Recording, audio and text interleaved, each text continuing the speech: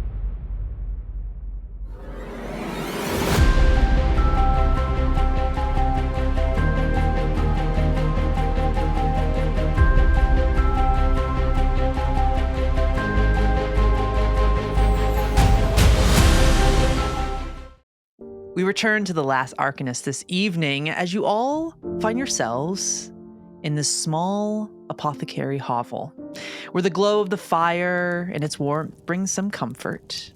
You see standing there a young elf, half-elven woman, her eyes heavy as she turns to you all. You're all Cordy's companions, right? That we are. Good. I'm glad you're all together, so I can tell you about this. Cordy is he dead? Oh no, sorry. He's undergoing some changes.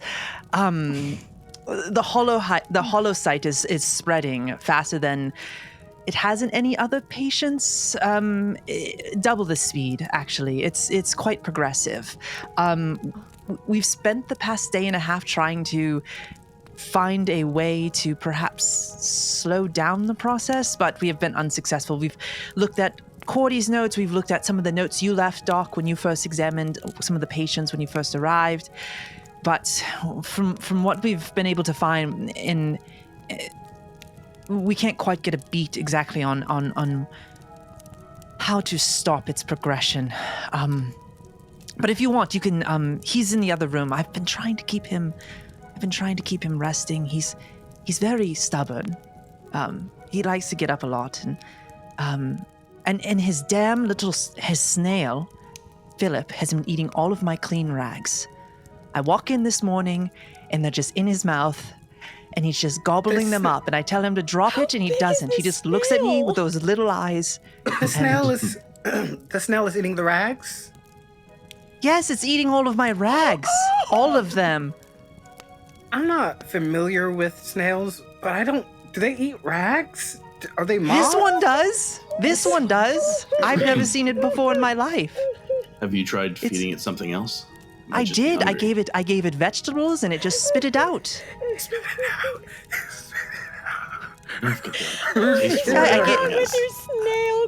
I gave it a potato, and it just it looked at me, and it took one of its eyeballs and just knocked it off the shelf. I don't know what it was. That's fair. Food can be weird.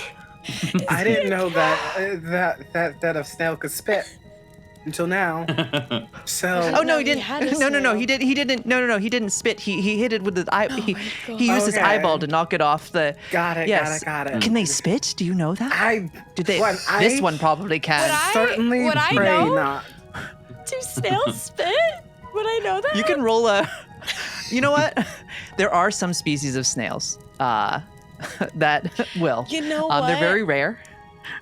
I feel like Elanor, mucus. and by Elanor I mean myself, is too entertained by this conversation that she's just not even gonna answer. She's just gonna let this conversation continue to spiral, because the thought of people not knowing whether or not snails can spit is funny to both Elanor and myself. So. I mean, although according to a quick Google search, they can in fact. It's not really like spitting. It is projecting mucus.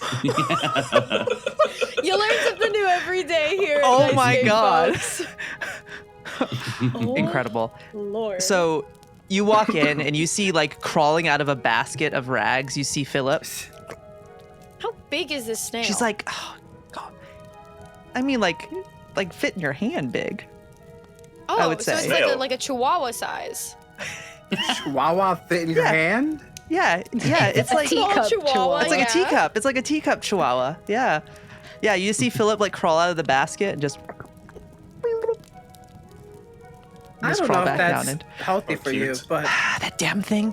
Can someone? Is anybody trained in handling snails? Because when I went over, it spit at me. I could kill it if you like. Now I remember what happened. I thought it was something else. Don't kill it. That is Cordy's familiar. Do not do that. The snail's our responsibility. I mean, it's about the same responsibility as Avera would be your responsibility. I would expect you all to treat Avera with respect.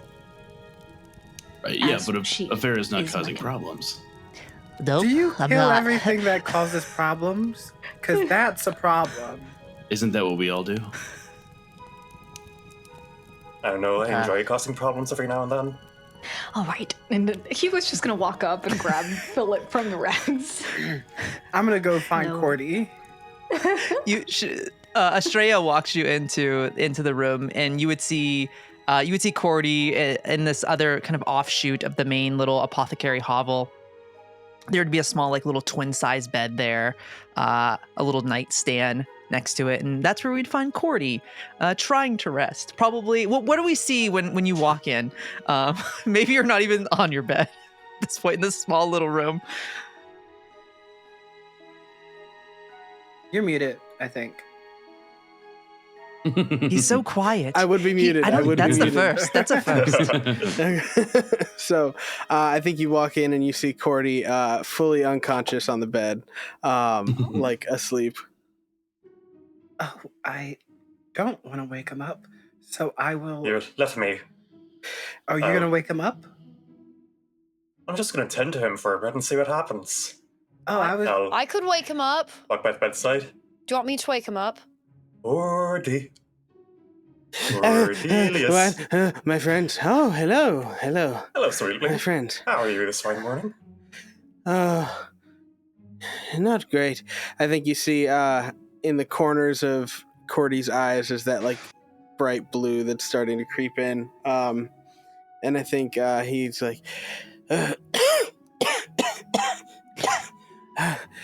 Oh, my friends. How wonderful it is to see you. Don't touch us. Okay. Kindly. Though I don't think I can get sick. I don't want to find out. Wait, is it infectious through touch? Is that how we get infected by it? Can we get infected? We're not really like Cordy. Oh, yes. No, yes, you can very much become infected. There's been a few people around town that we've been dealing with. That's why I stayed back. Right. Oh, brilliant. I'd like to, see if I can, slow it down, Cordy's descent into illness long enough for us to, go fight off a giant boar. Listen, I think. Listen, Yeah. I've found that this is more than just. Oh. Damn it, Philip! Damn it, Janet! I told you that snail's a problem. Let me at it. Listen, I've been able to. We've been able to figure out that it's more than just a bit of a. More than just a bit of a sickness. This is the work of Varenthar. I keep saying that name. Varenthar. Absolutely hate that person. Is this an He's illness I made haven't this- heard of? No, It's not an he's. illness. It's a person, and Cordy mentioned it over our communication link earlier too. I'm going to level with you. You know how I'm the mushroom guy? What? This is news to me. Shut up. Listen. No, really joke. It was funny. How surprising. Yeah, I can Well, be there's fun another though. one. Telling Elanor to shut up feels pointed. There's another one, except he's a dick. He instead of using the fungal network to propel humanity forward, he instead twists it for his own means. And it seems as though this was a creation to my mind. Since he will never be as great as me, he figures he needs to steal it. I have a question. Yes, I have a question. You say he's made out of mushrooms like you are, but it doesn't sound like he's a fun guy. Are you happy with yourself? I'm dying. I don't know what you want me to do. The only thing I know how to do with a dying person is kill them. So I'm trying my best here. I feel like Elanor is signing this stuff, and then those who understand sign language start laughing. I'm imagining Elanor signing it and going. it's like with a totally straight face. She says this, and so then people are laughing. So I feel like the people who don't understand sign are like, why are they laughing? She's like totally serious right now. It's like, why is she laughing? Yeah, what is she saying? She's but It's such a strange side of Elanor that we're seeing. Death does weird things to her. I'm bad with emotions. Anyway, you said something about a bowl. Where can we find this bowl? Oh, yes. So, we have a bit of a theory. The illness seems to have been caused by a flower that grows somewhat near here. I've seen it in a vision. It looks as though it has been mutated by this new fungus. And I figure perhaps if we could get our hands on this flower, maybe we can engineer some kind of reversal. do you know how far away it is?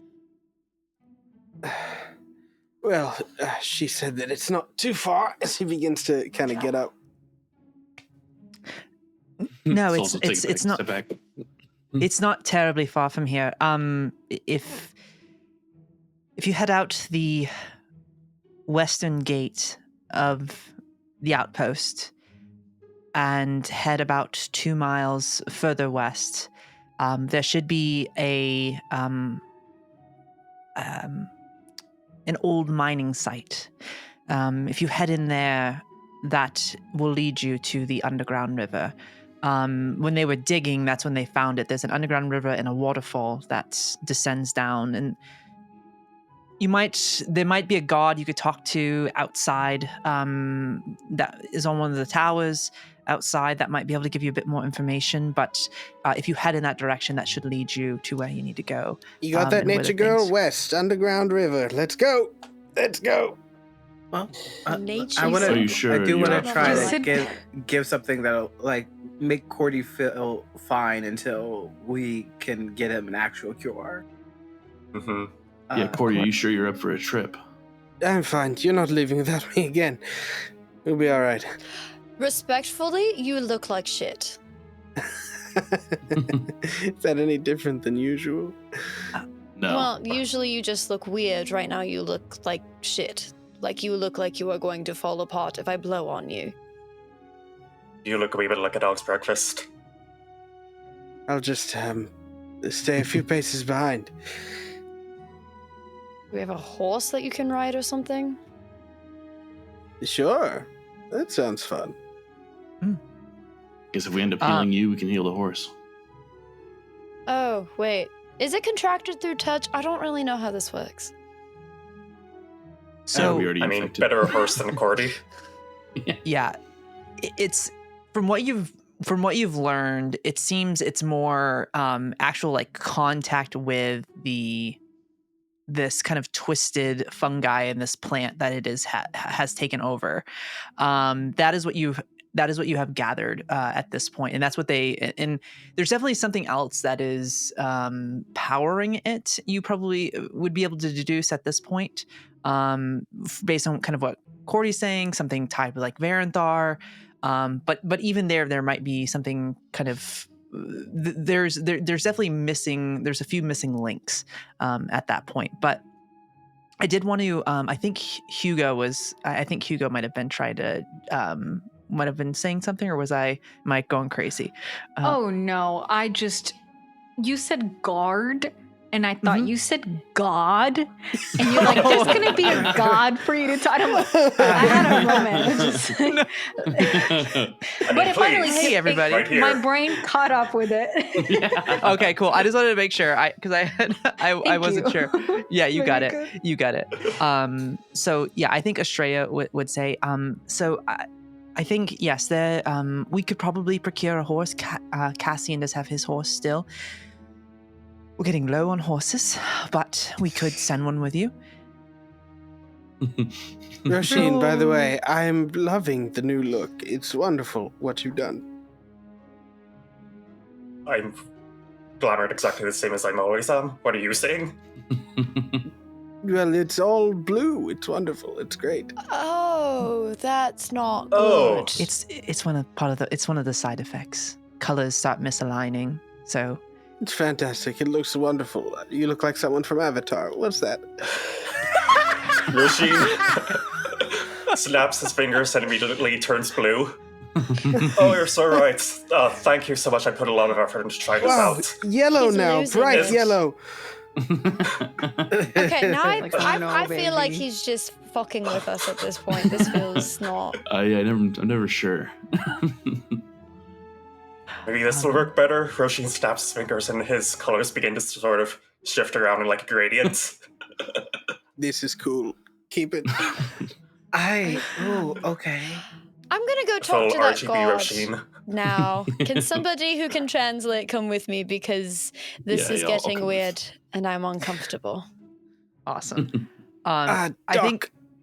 Sorry. Oh, go ahead. No, go ahead, Cordy. Go ahead. Go ahead.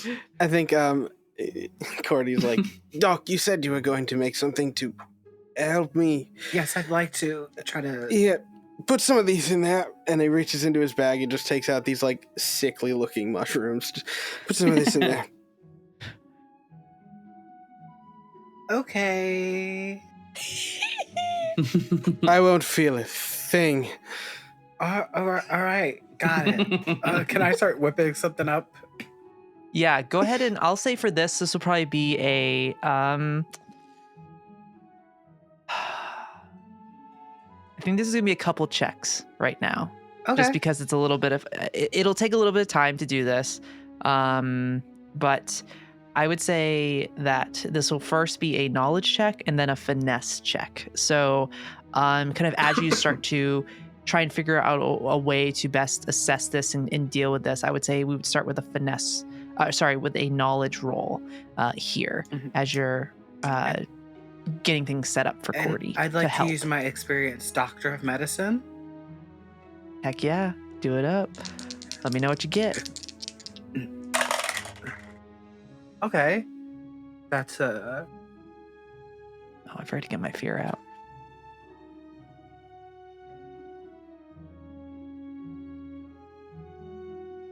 uh 21 with hope. 21 with hope. Oh, dang. Nice. Oh. Okay.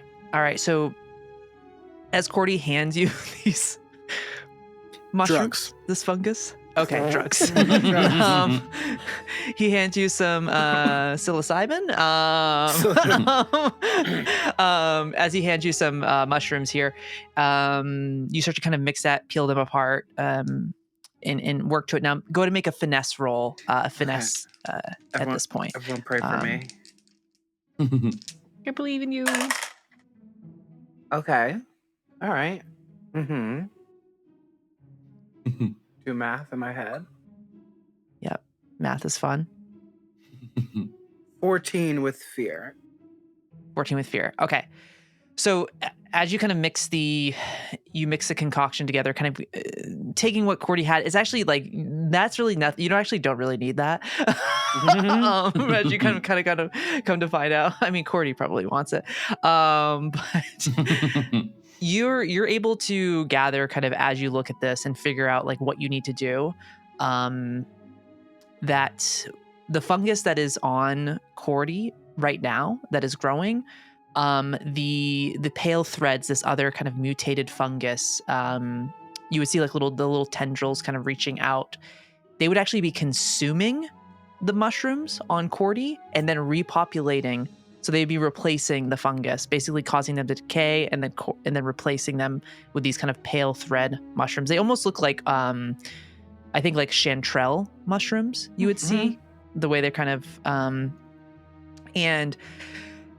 as you see that happening, what you would be able to deduce is if you're able to, at this point, remove some of the mushrooms that are already on Cordy, like the ones that were already like on him, not the ones that are now growing, it will reduce the food source for the pale thread mushrooms that are essentially causing the hollow site, which you would be able to carefully, it was with fear, but you'd be able to carefully start to remove enough to make it so that Cordy would be okay enough to travel with you all, and this would not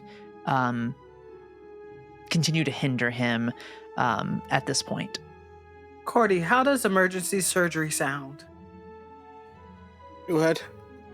I'm going to have to remove some of your pre-existing mushrooms because what's happening is the ones that already are there are dying to make way for the bad one. Which is very interesting behavior. Yes. As it's on my back, I haven't been able to quite observe that. Fair. But yes, of course. Whatever it needs. I go in with like a medical scalpel knife thing and just like imagine that. I mean, if we're going to be doing harvesting, I suppose you could borrow this if you want, I say, pulling out the scythe. That's like twice my height. Don't know how helpful that'll be in this moment, but I appreciate that. All right. I mean, you can hold it from higher up. I think this is just a fun flavor thing. I think my eyes, the eye socket thing, they like extend out like sort of like doctors like glasses that like help them magnify. And so I can like see with precise like precision like what I'm doing. Amazing. As you cut away at it, you're able to remove enough to again allow Cordy to be able to travel with you and not have it continue to grow on him. However, as you're kind of removing pieces off and placing them down, you would see a point where the pale thread continues to kind of like crawl down Cordy's back towards the location where those mushrooms are. And I think at one point is everybody that's in the room, is Róisín watching? Is Hugo watching this in this moment? Or are you kind of off? I think, Hugo, you would notice some of those pale threads reaching towards you in this moment. Stretching out towards you. But as like more kind of cut, you see they kind of recede back in and like go back down to the table. But you would see they're trying to just resources in this moment. Does Cordy Hugo takes a step back, like. I'll let you make a reaction instinct roll for me, Cordy. Sure. I'll also roll this to see if I notice. Okay. And Doc, you'll take a stress from that fear. Got you it. rolled on the finesse. Yeah. Cool. And on a reaction roll, there's no hope or fear, right? No hope or fear on reaction rolls. Okay, so then that'll be a 14. Sorry, 13. 17 for me. Okay. I think Doc absolutely would have seen it. I think with the 13, maybe Cordy doesn't pick up on it in that moment. But I think Doc absolutely kind of in this, kind of as you're moving pieces, because you're like zoomed in on them, you would see them kind of stretching out towards Hugo in that moment. I think Doc won't say anything out loud. We'll just note that for later. Yeah. Okay. So as you kind of finish up with Cordy there, as Thessalus and Elanor leave the room, I think the two of you would see Cassian and Tegwin are talking kind of off to the side, but you would also see Healthier join them. And there would certainly be a look of like trepidation in his face as he is talking to the two of them. And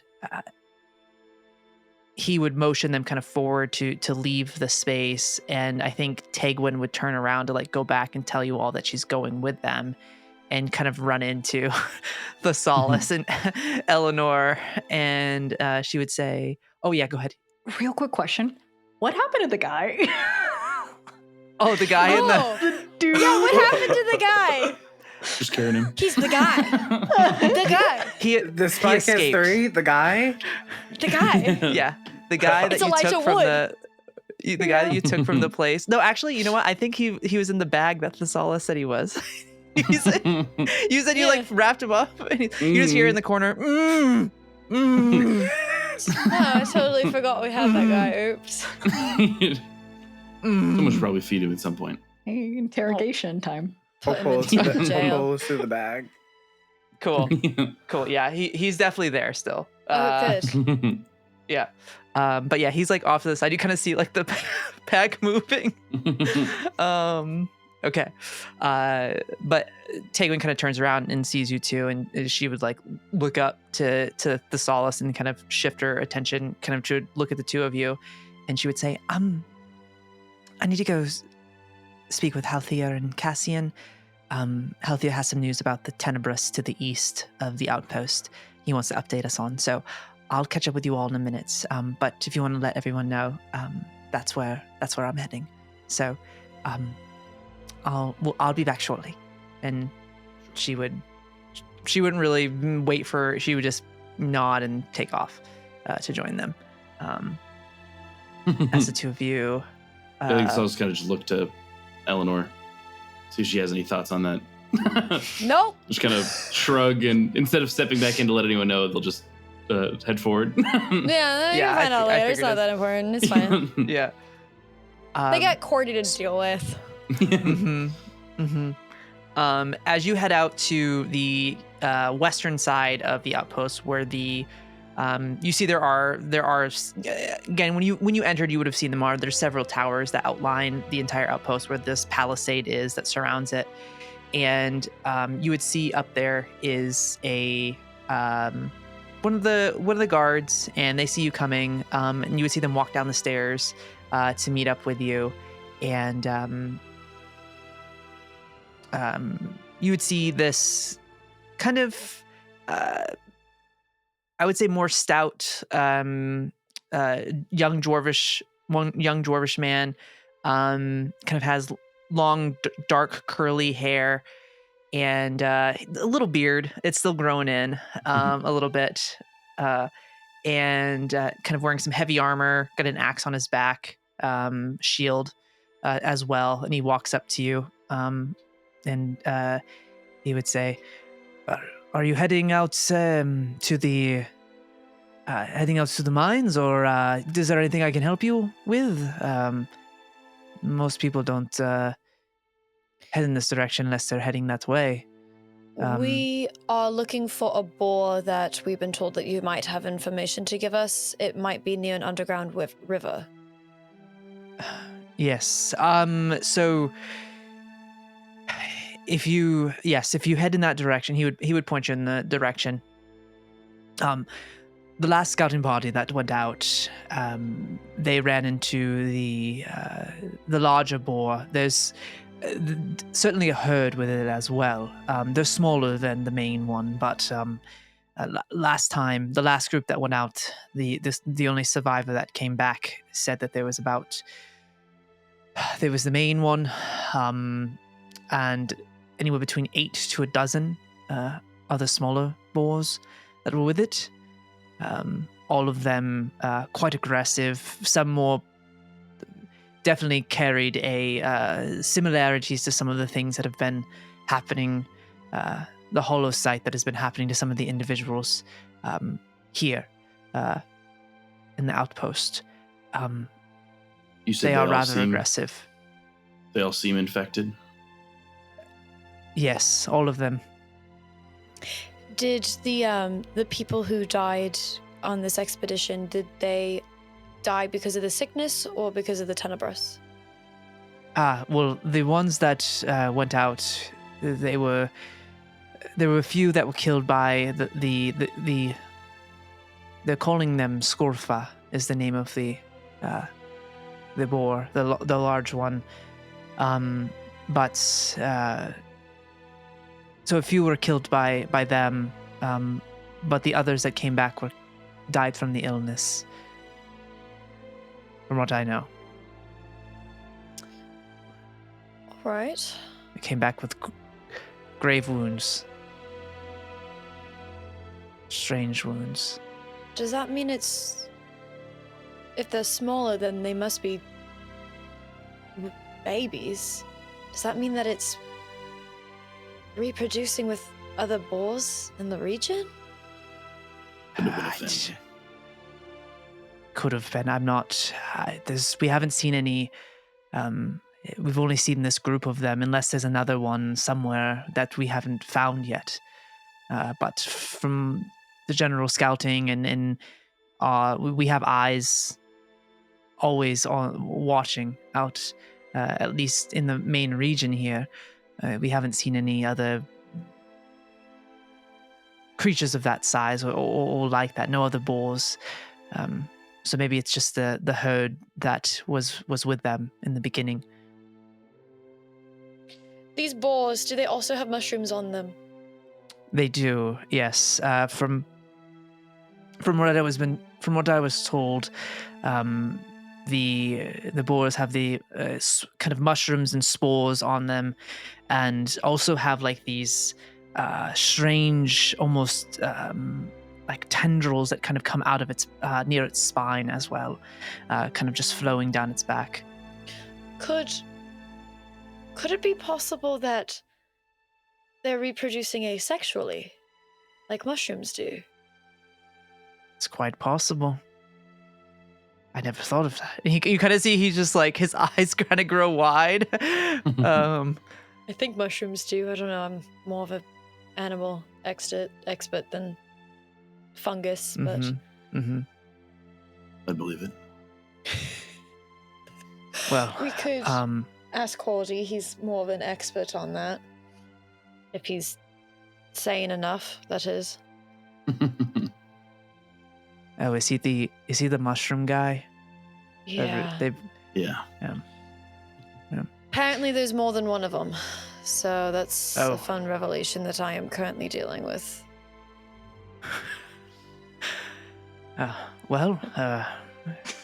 Hopefully there's just the two. If there's a third, we love the third very dearly and would never do anything to the third ever. I mean, rule of threes.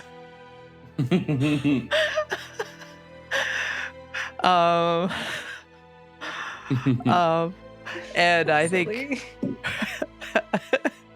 what is in the water tonight? But he would say, but yes, we haven't seen any other, so it that would be awful if they're reproducing in the way that you said they were. That could mean their numbers could grow quite quickly, especially if they're in. I mean, you think too, with where mushrooms and fungus grow well is in dark,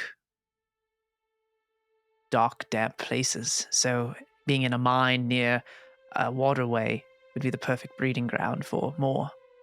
It also means cutting them apart might not be the solution I thought it was. Might just make more. We could lure them out into the sunlight. Thing is, there is no sunlight. Oh, how far down are they? There's no sunlight at all. Like, there's no sunlight at all in this world. There's eternal twilight. There's no sunlight. Crap. Ah, yes, Okay. one of the pillars of the world. Yeah. Okay. Let's pretend I didn't say that. We could. Fuck. We could draw them out of the cave, potentially, have them chase us out into the forest. Or we can set them ablaze. Yeah, I was gonna say we could start by cutting them up and just burn what's left. You have to ensure that the bodies are truly dead, not just whatever fungus is when it's cut apart. More cut up I fungus. imagine. Oh, what was that? I'm sorry. Oh, I was just saying that fungus is just more cut up fungus when it's cut up. It's just diced. I imagine if you're able to strike down the creatures and burn them, that should eliminate any additional spread. I would assume. We know about the flower that we need to get from this boar, don't we? That information. Yeah. If the largest of the boars has that flower that we need to obtain to cure everybody, could it be possible that we just kill the larger one and then make a remedy with the flower and save the other babies? If they are babies, of course. Save them until they sprout flowers, or save them out of mercy? Cure them. it doesn't risk the rest of us, I'm all right with it.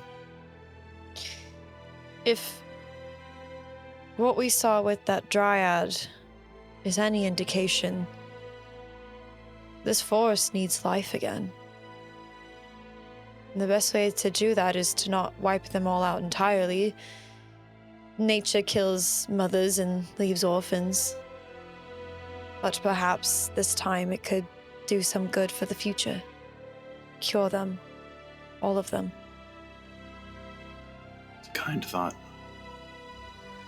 Yeah, they happen on occasion.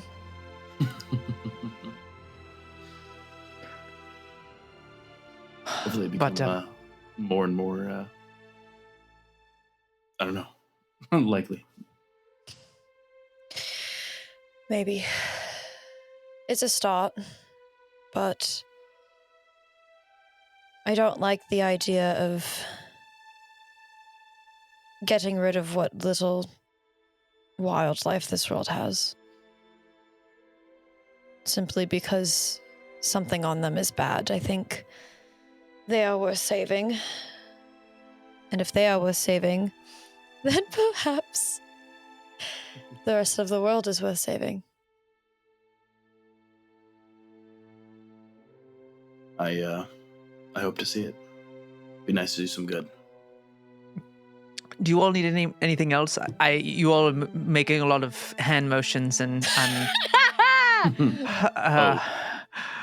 no, you're probably fine. All right. Thank you for your help. Yeah, thanks. Yeah, he just does a little hand, and and he heads up top to take his post again. As the two of you stand there, is there anything else between anything between you two else before regrouping? You're probably good to head back. Yeah. Okay. So as you head back to the little hovel there, we cut back over to the rest of the group. Cordy, after Doc removes enough of your actual mushrooms and fungi, a little bit of relief hits you.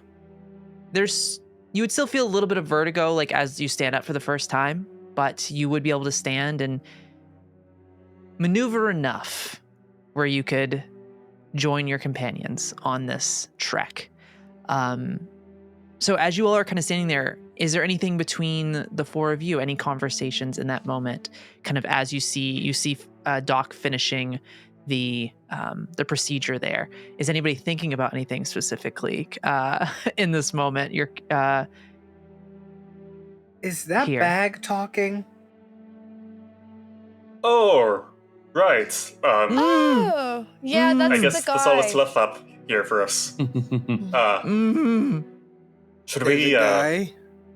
do something about that? Or should we wait for them? It was kind of their whole deal. I can handle this if you both are you seem handling. like a smooth talker.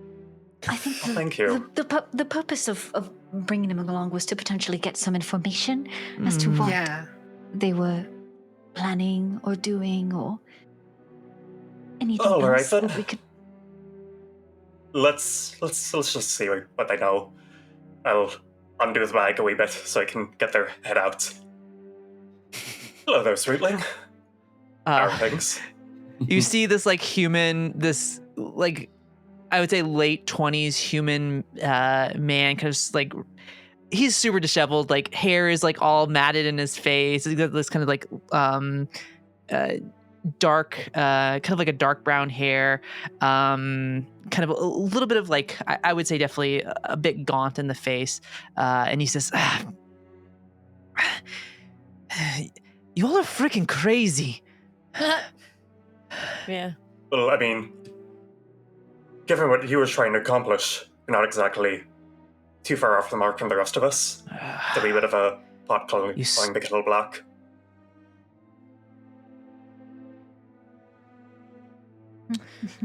What do you want? I was just curious what all you knew.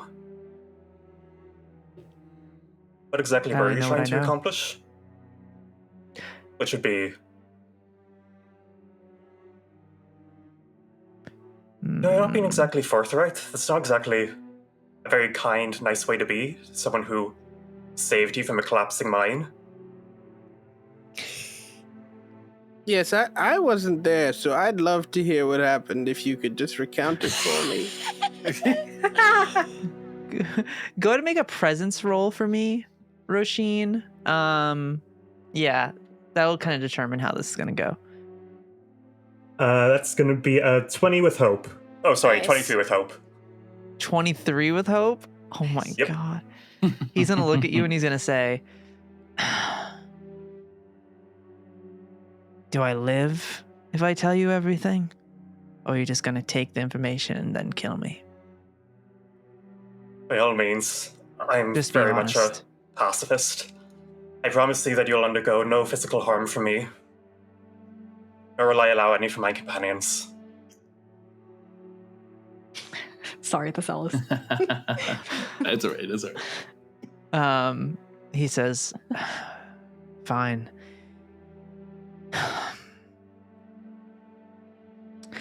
We were in the middle of bringing back Baladon. Holy shit, what did I miss?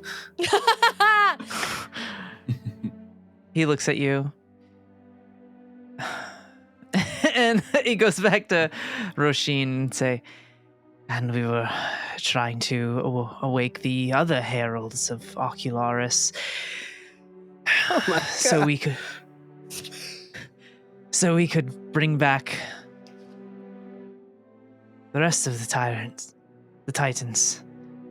Could bring back Zerathos, Lord of Silence, Corvothar, the Rotting One, Ulthrak, the Burning Void, Drazgul, the Rotting One, Kith, the Unbound, and Felthorak, Lord of Chaos. Luckily for us, bad for you, to able to be reanimated. And which two were they? Ulthrak, the Burning Void, and Felthorak, Lord of Chaos. And where exactly would they be rising from?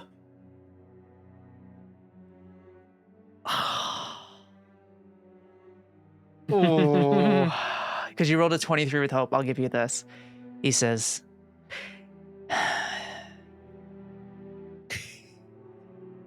Ulthrak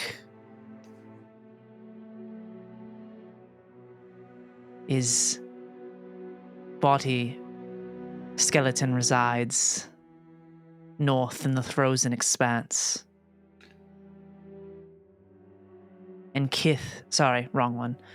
Felthorak, Lord of Chaos, is buried deep in the tombs of the noble families in the city of Icarus. Wow. Someone should not have trusted you with this information. Get a load of this guy. Spilling everything right now. Wow. That sounds like some crazy shit. Would you happen to know where the rest of them are? No. He's lying. You wouldn't happen to be lying, would you?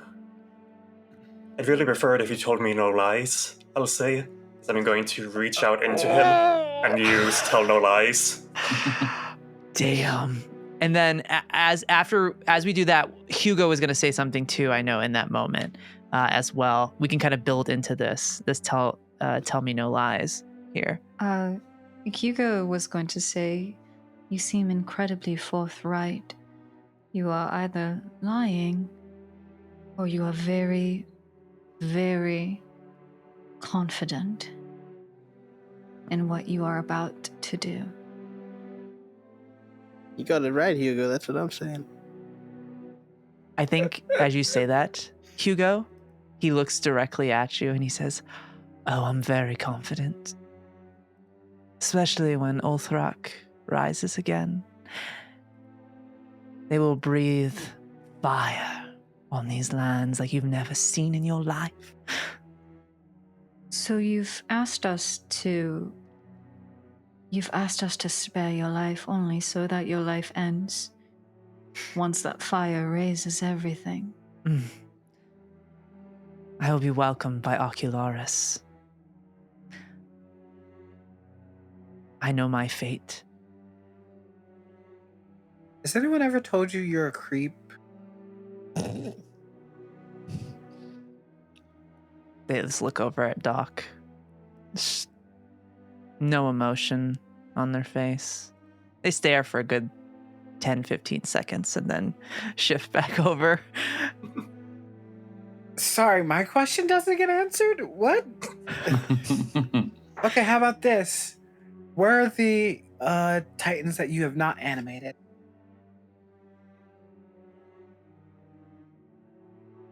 He does not say anything in that moment. But I think the tell me no lies is happening. I'm going to pair that with what Róisín is doing.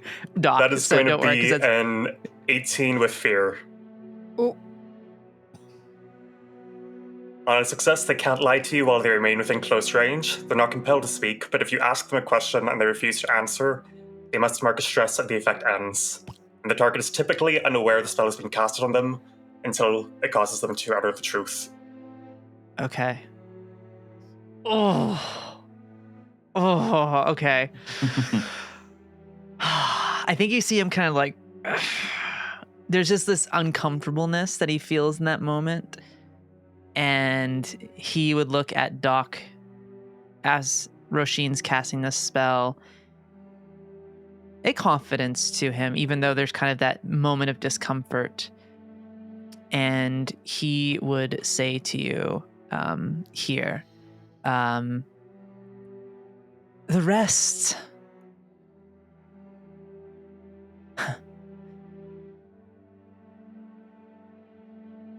The rest are scattered around, Mardoon. The rest of the Titans. Well, that really narrows it down, Guy. Thank you for that. Are you aware of where the others are? Or are you just being a wee bit coy?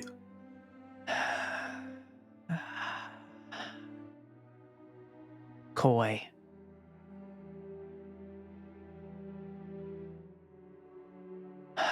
If I tell you, can you guarantee you'll let me go? I've seen great and bright flames burn time and time before, and watched all of them burn out into ash. No matter how great a flame this Ulthrak might be, history will repeat. And even better, it'll rhyme.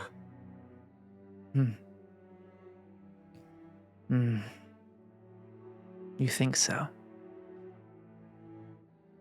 You can trust me. Seen it all before. Have you seen the future, though?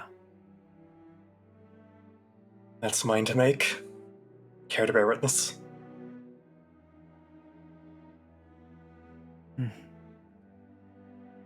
I think he's looking around the room a lot right now. In this moment, you would definitely see the eyes darting. And I think going back to the question about where the other ones are, I think at this point because he did tell the truth. He did say they are in Mardoon. He did say that he was being truthful there on that. But and then I think at that point he would say, I can tell you where the others are, But rest assured, if you go seeking them out, you will die.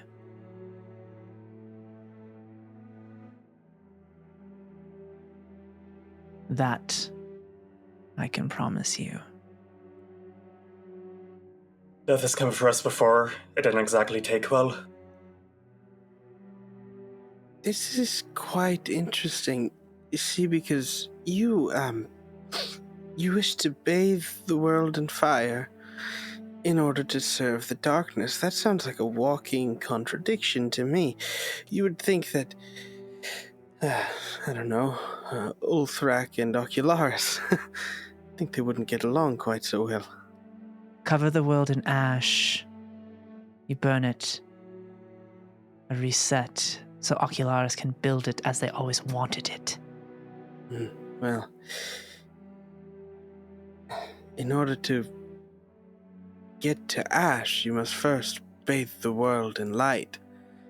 A sight which I believe Ocularis might not want to be around for. And who's to say, perhaps Uthrak... yeah, that's it, right? Uthrak? Yeah, Ulthrak. Yeah, Perhaps Ulthrak. Ulthrak gets a bit, too big for his britches, and, decides that Ocularis is beneath him. Well, here's the thing about that. The heralds have an ability that once the Titan is summoned, they are simply a hollow body for Ocularis to occupy.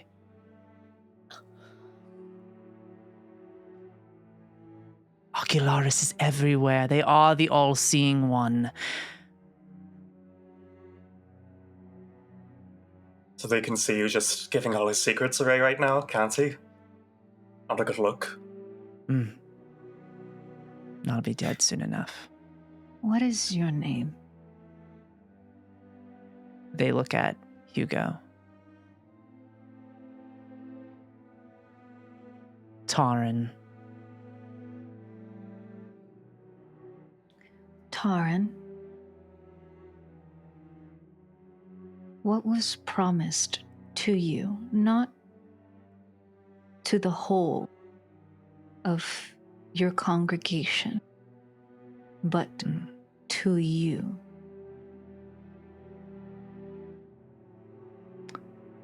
That when I die, I get to come back as a new centurion for Ocularis.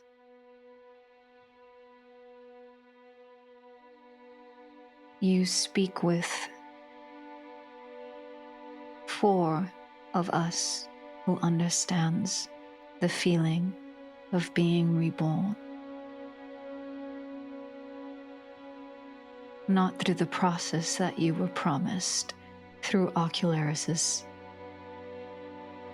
way, but we were dead and we were brought back. It is not what you think it could be.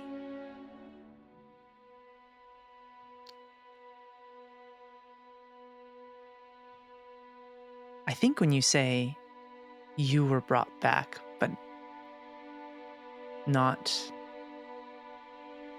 putting together that it wasn't Ocularis who did it, someone else. He says,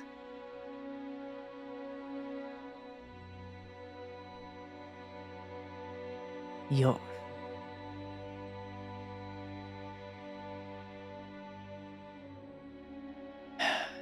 I think at that point he just stops knowing who brought you back. There's this venom that kind of flows through him in this moment. And he says, your Arcanist will fail you all. They brought you back to your own doom. Well, when I find each of your unanimated titans, I'm going to do to them what I did to Belladon. And then we'll see where you stand. And then I'm going to walk out to find Thessalus and Elanor. Am I missing something? What did they do to the... The good doctor turned it to dust. Oh, no way. That's crazy. Ash, some would even say. Ah, nice. Good tie-in. It's all of this just because you're afraid of death. You sad, silly little man. Not afraid of death.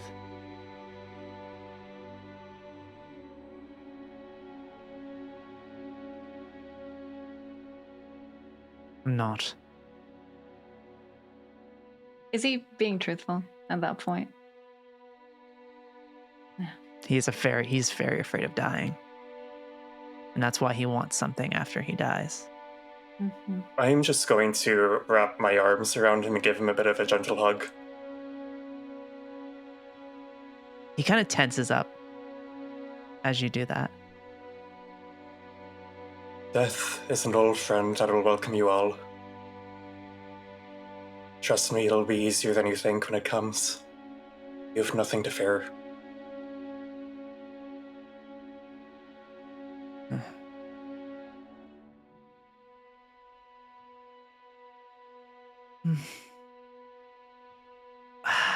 Go to make one more presence roll for me to see how he takes that.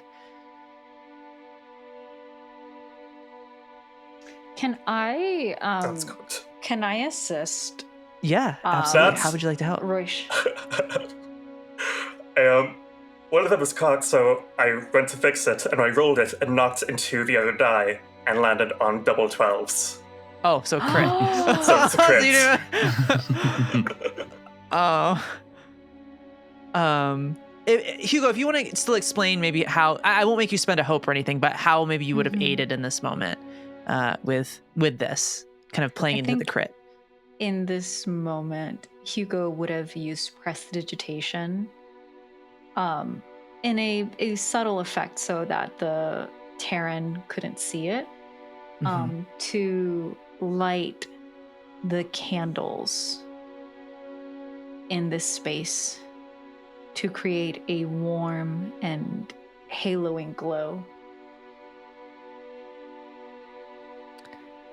I think as Róisín sort of wraps his arms around Karen, he's going to begin sort of transferring in these sort of pictures, these memories of countless lovers on countless deathbeds, and the gentle transition they all took across the veil into the other side. And it was sad and tragic, but kind and peaceful.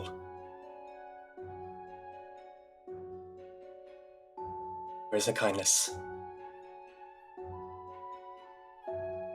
I think in that moment, the candles creating that kind of soft halo glow, Róisín's embrace, I think you feel a breath,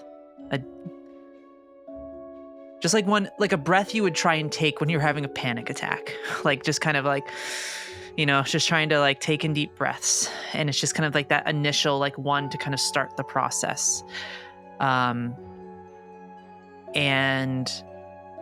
I think in that moment, you feel that, and that tenseness that he had dissipates for that brief moment in time. And I think he just would look up at Róisín, and I think you would see like a young man that has been brainwashed since the beginning into all of this. And he would look at you, and I think you just see that little boy that had nothing, and he found something in this, and found a place to belong, and was shown things that just made him feel like he had purpose. But through that was twisted and used as a tool for something much darker. Mm-hmm. That's what you would see in that moment in time. We're all just children, led into a little dance without even knowing the reason or the rhyme.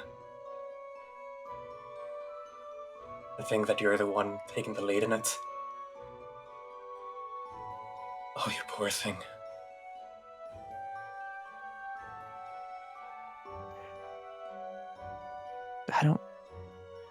I don't.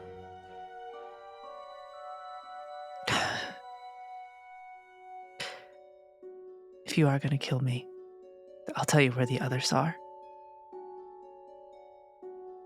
I just want to go. I just want to see her again.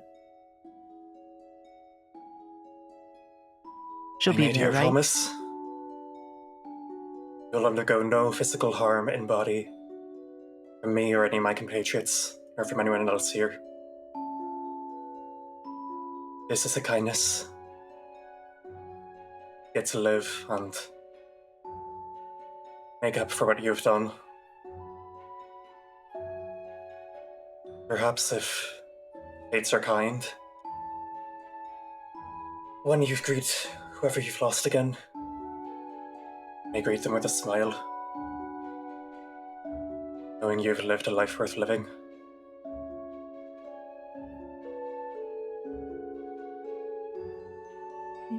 He nods. And I still think you see that young boy in his face. And he would tell you the locations of the other Titans, where their remains would lay. And I think as he reveals those to you, I'll tell you where they all are. He would say,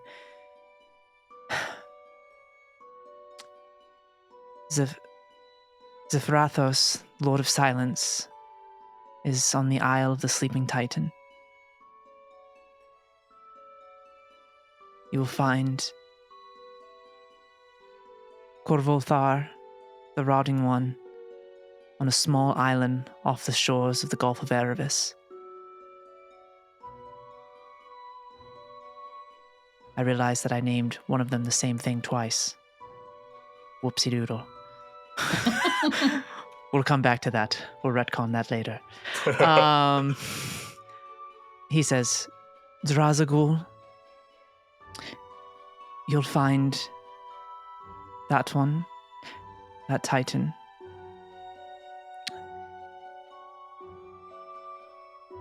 In the mines of the Gloom Peak Sierras. And Kith the Unbound. Kith the Unbound.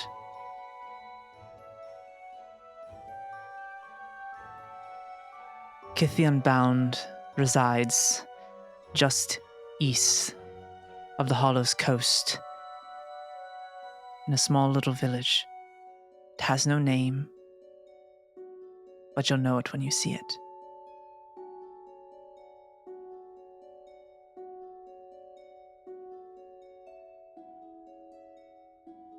Thank you, my new young friend.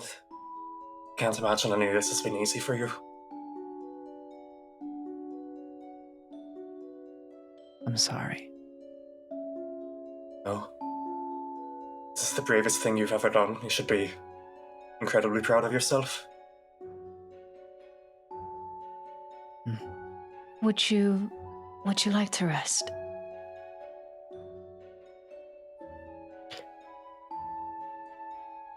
Am I a coward for saying I'm still scared?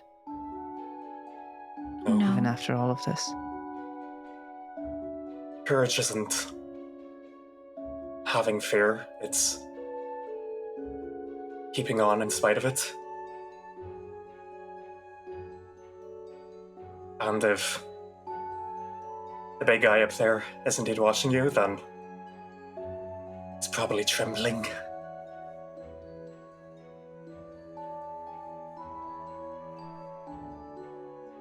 I'm ready to go to sleep. Hugo is going to very gently walk up behind Róisín and around to Terrence's side and placing a burlap hand on the young man's face. They're going to cast slumber. Okay. No roll required. I'll just let it happen.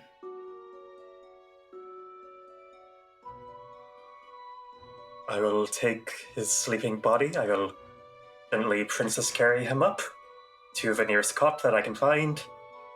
Probably get rid of those ropes and stuff that I can't imagine are all that comfortable at present. Just gently tuck them away. What a good show. That was wonderful. Fantastic. Thank you. Thank you. As you kind of finish up there, I'll say in that moment, just so that viewers know, I had the wrong thing written down for Drazgul. That is Lord of Shadows. Is that Titan?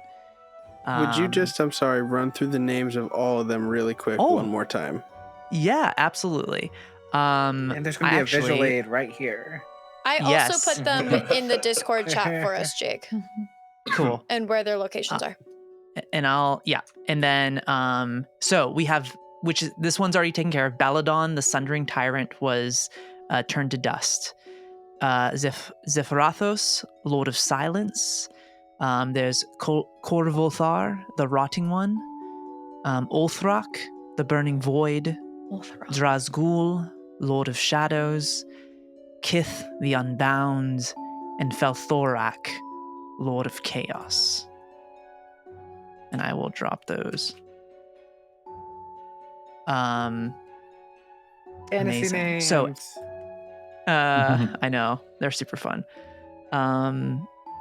So I think in that moment, is there anything else kind of amongst that group before we kind of shift over as we kind of follow Doc out to meet up with Thessalus and Elanor? Wait a moment. I crit, so I remove a stress. You clear a stress and you gain a hope. Clear a stress, gain a hope, and if I have 5 hope, I can get rid of the permanent stress. Correct? You can. Are you doing it? I am. Okay. I mean, after that, I have to. Yeah. You don't have to automatically. You can keep that stress if you want. No, but I mean, that's just the perfect moment to do it. Yeah, I think so. Better after this. Yeah. Yeah. Amazing. So I think as you all kind of finish up with that, we can pivot away for a moment and give you all a second there. We followed Doc out of the little apothecary hovel. I think you would probably find Elanor and Thessalus walking back at that moment to catch up with them there. So I think Doc, not having seen this very nice sentimental moment with this man, having only seen the worst of this man, walks up to Thessalus and Elanor and looks up at them and says, I think you two are the only two that might understand this and understand how I am feeling. But that is a very bad man.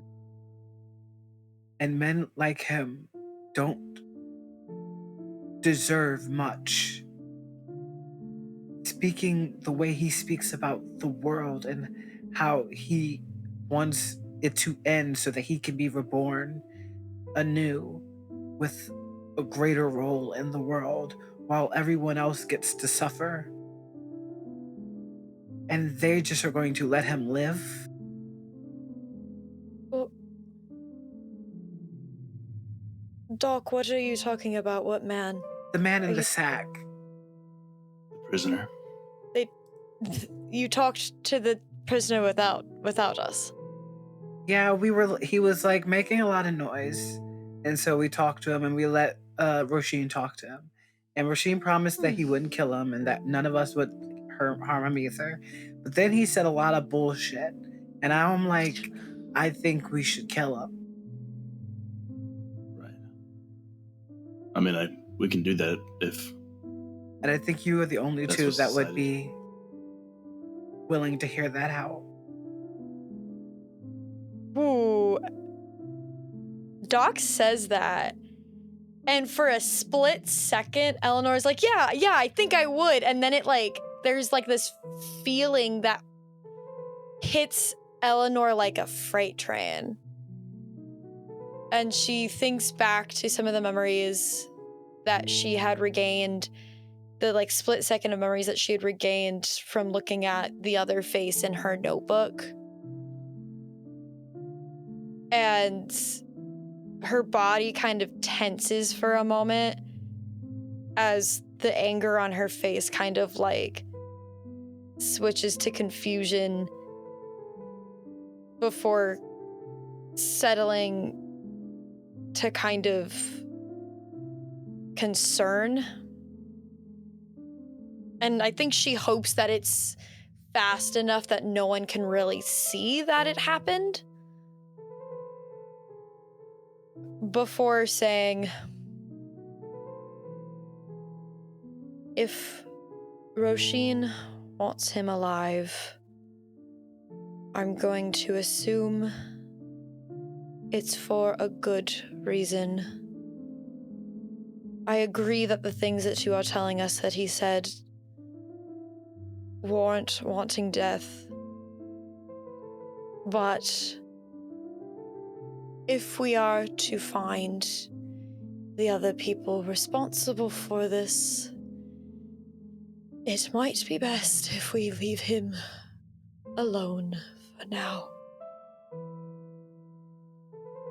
I think through Doc's explanation of why he should die, and Eleanor's kind of work through of what it means to her, whether he should or not, I think Thessalus stands kind of unchanging and with the same stillness and confidence of the brainwashed youth you just spoke to.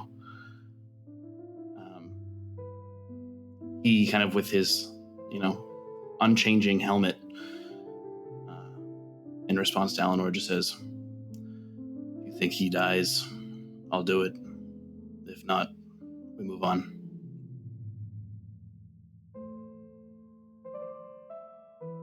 She's gonna glance back over at Doc.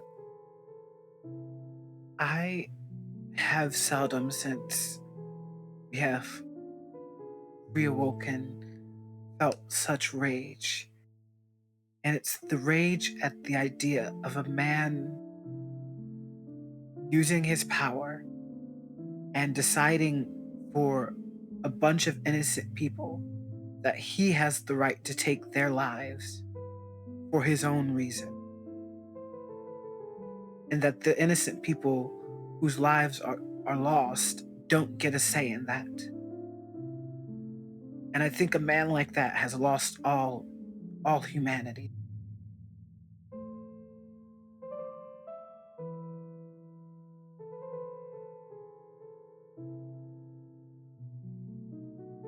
I think there are many who lose their humanity.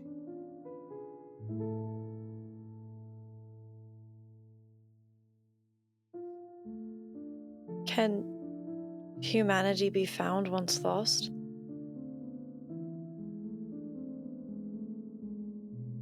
I don't know. Sometimes I feel like I'm looking for it.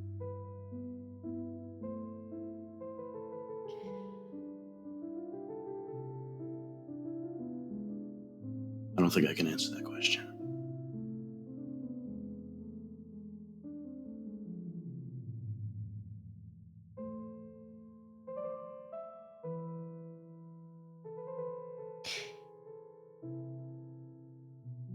I think Elanor keeps trying to communicate something.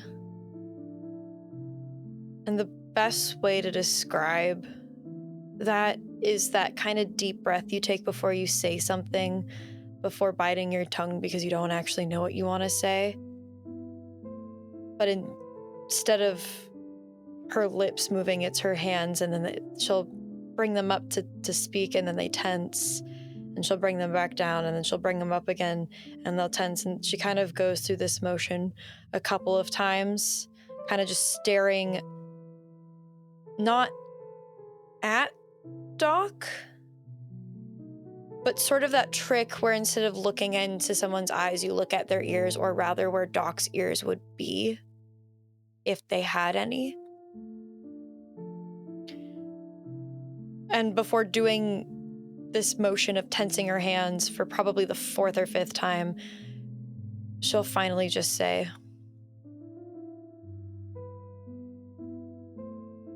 "Perhaps we don't make any rash decisions while we are emotional about this. And we discuss it with the others. I hate to admit it, but I feel if Róisín has his reasons. Róisín has lived longer than the rest of us. So there must be," and she'll look over at Thessalus, "a sliver of redemption in all of us." Seems wise.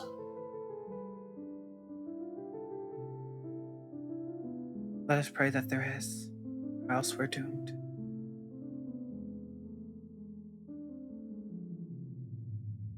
And I think Doc is just gonna walk back to the hovel. Yeah, Thessalus is good to follow. Eleanor's gonna stay there. I think there's also kind of same stillness in his voice. There can maybe be you can tell some of it is almost reaching him, but he has that same kind of almost passive reaction to a lot of this. And he'll kind of begin to walk and realize Elanor is not following. He'll kind of stop a little ways in between, probably timed for about when the groups begin to meet each other, but he won't completely leave without her.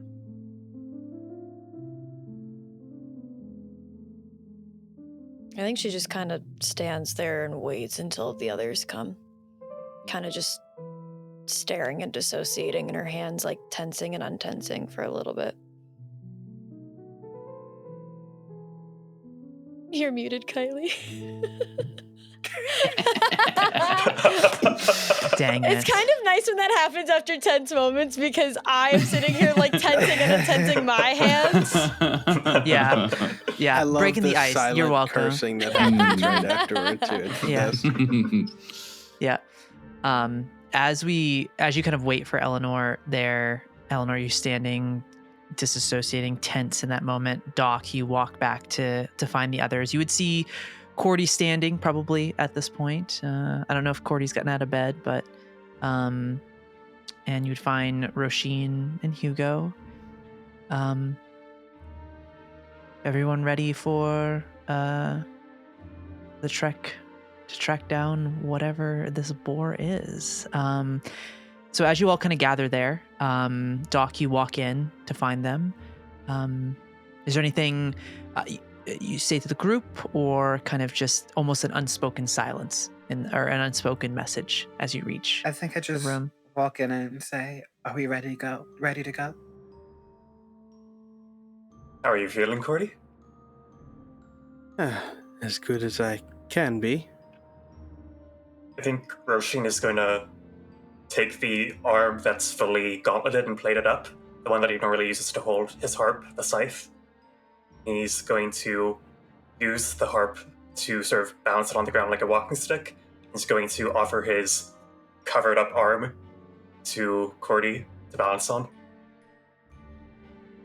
Are you sure you wish for me to get too close? I could take it. All right. I let you die my watch once before. I'm not exactly eager to see it happen again.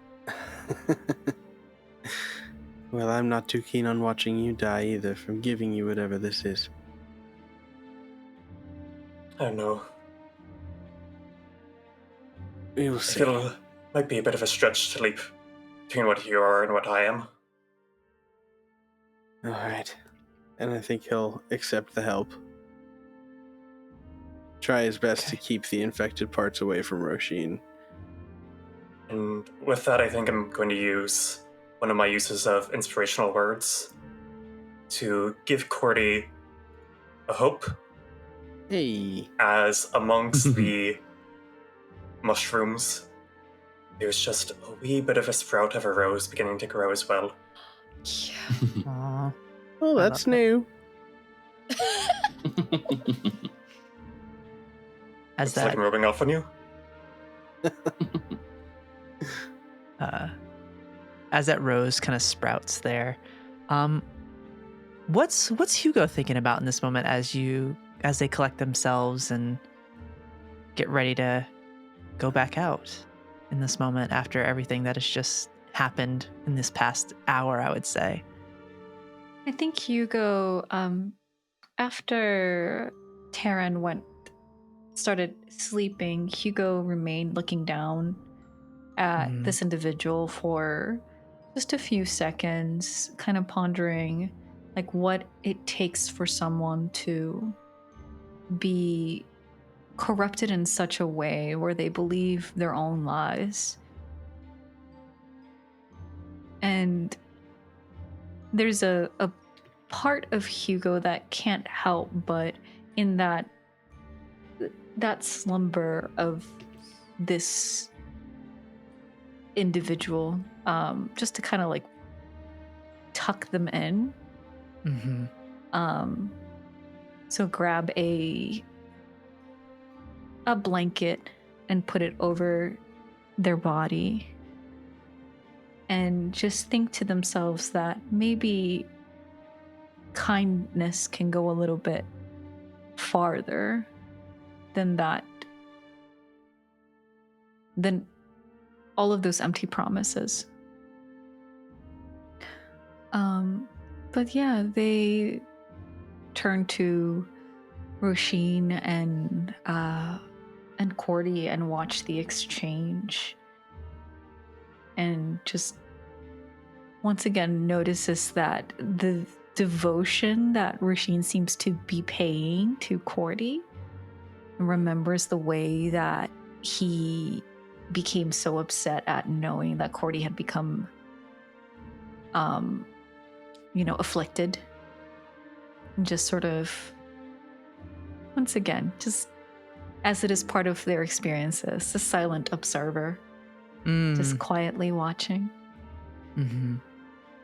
I think Róisín is going to turn around, and with the remaining hand that he has, he's going to reach it out to Hugo. Here to join us? Oh.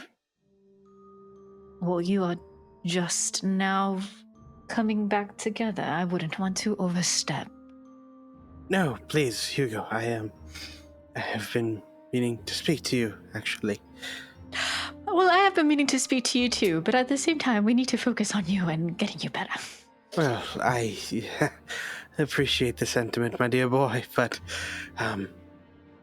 when we were connected for a moment while you were on your journey, I felt the web shift. I felt a pull in your tether.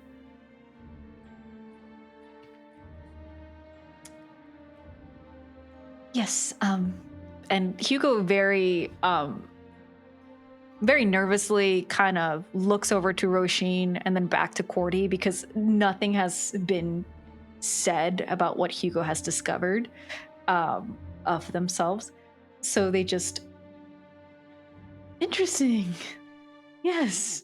But again, enough about me. Let's go hunt a boar. I was going to mention this in private, but I guess this is as good a time as any.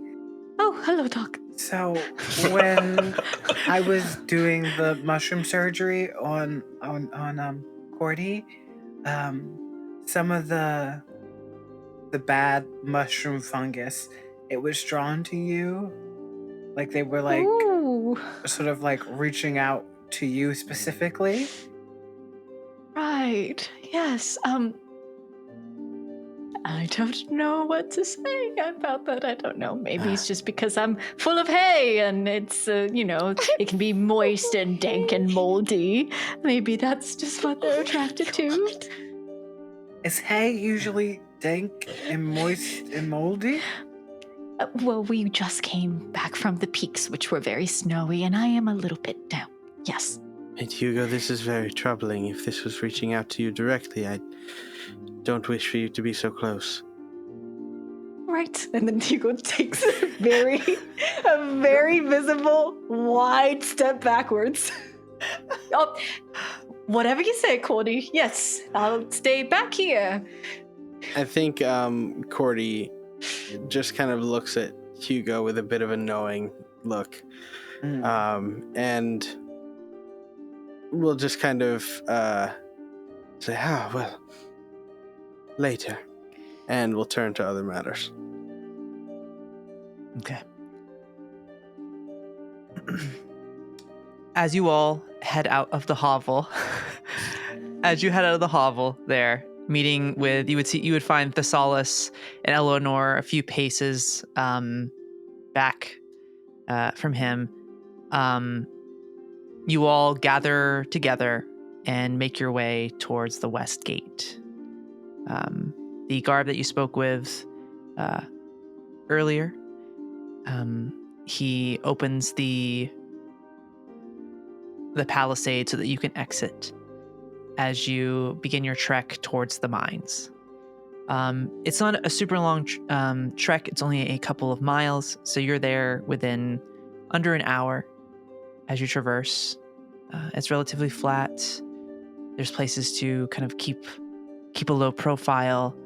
With Eleanor's expertise, you're being led by the best possible person you could be in this moment as you move through the space. You eventually reach the destination. You see a small mine shaft that sits in front of you, and you would see kind of goes into darkness because it is perpetual twilight at all times, and the mines themselves ahead of you are very, very dark. But as you all stand there, ready to go in and try and find what is needed to cure your friend, your companion, perhaps create an inoculation for the others that have been afflicted by this, that's where we're going to take a break. And then we'll come back and jump into that for our second half. Amazing, y'all. I'm just going to shout it out right now. That was a crazy, great, oh my God. Yeah, I know we're going to break, but oh my gosh. Like, I want to talk about everything right now. But we can't. I think this all started with snail facts. Yeah, it did. Snail facts. Yeah, we that's where we started, and then we end. Wow. One extreme to another. A journey, y'all. That all said, we're going to take a quick little break. So I hope you all do the same. Grab some drinks, grab a snack. Check out the cool artists that are being shown during the break time. So if you want to see some cool art made by real people that drew it with their own hands, definitely check it out. Fuck AI. Yeah. Hot Big take. picture post up. No. I love it. But yeah, check out the amazing artists featured in our artist alley here during the break. So until then, though, go grab some snacks, and we'll be back in 10. See you soon, everybody. Bye-bye.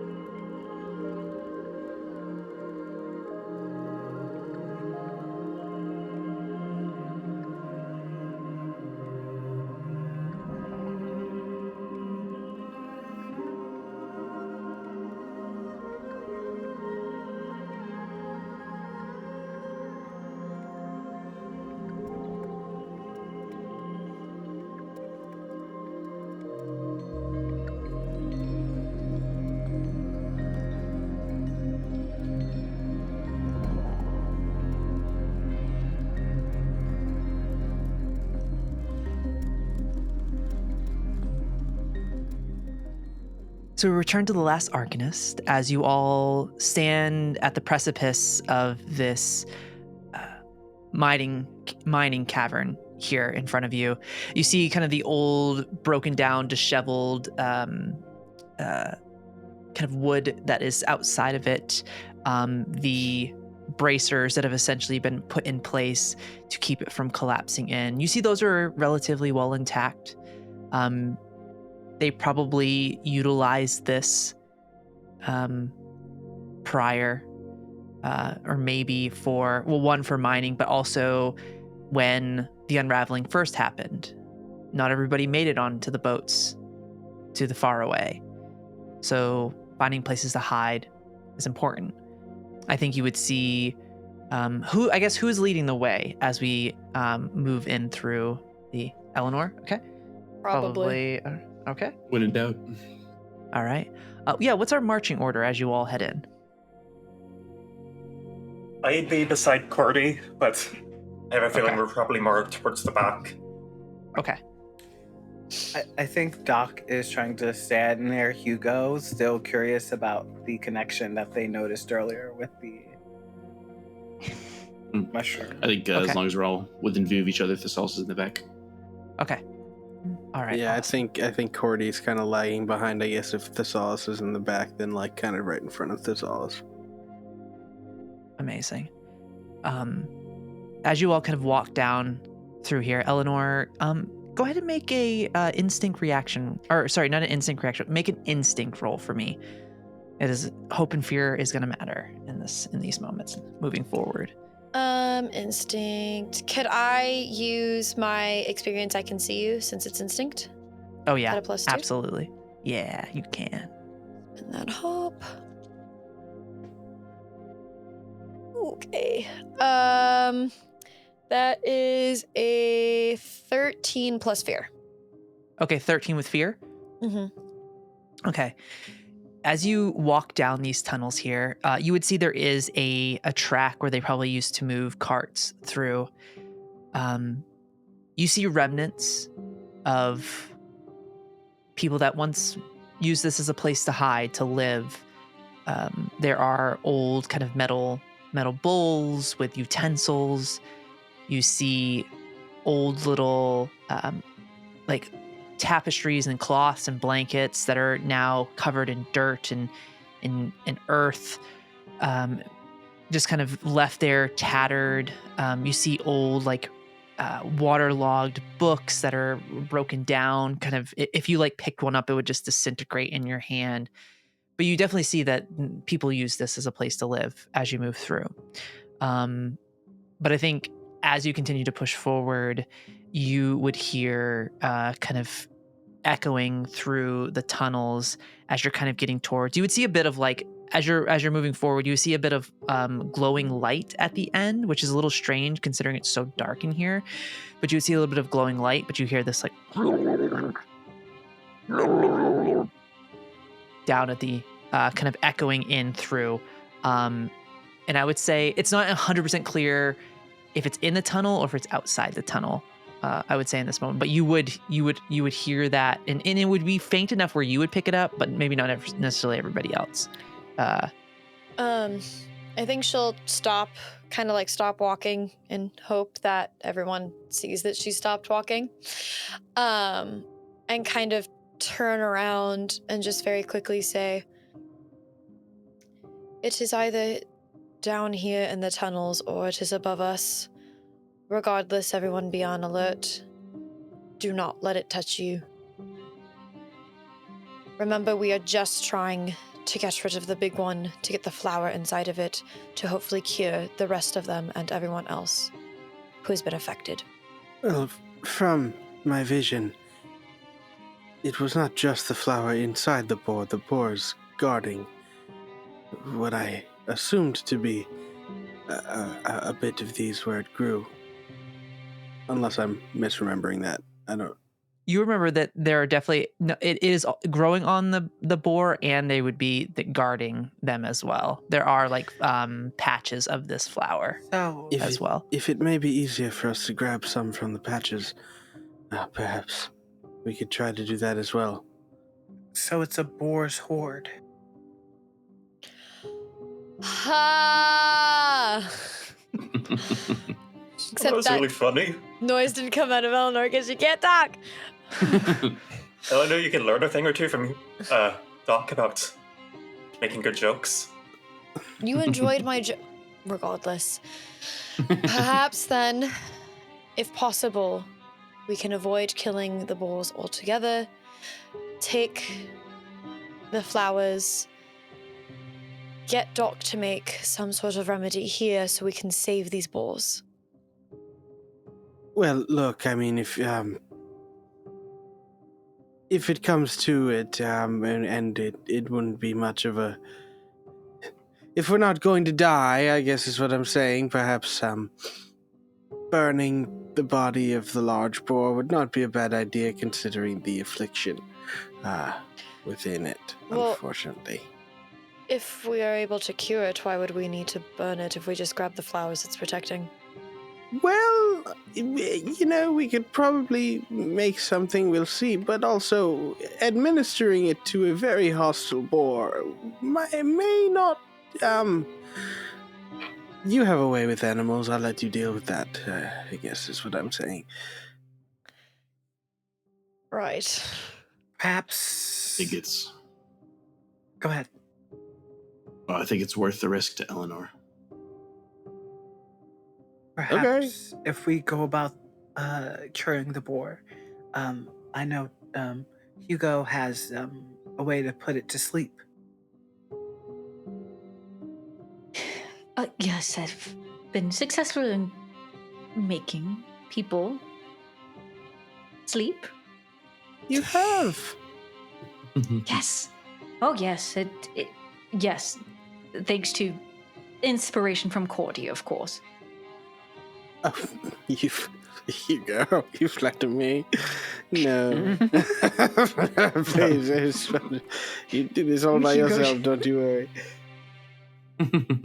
Hugo just nods, and if they could just kind of roll their eyes, they would. In the moment of putting the herald to sleep, they had not been thinking about Cordy. They just...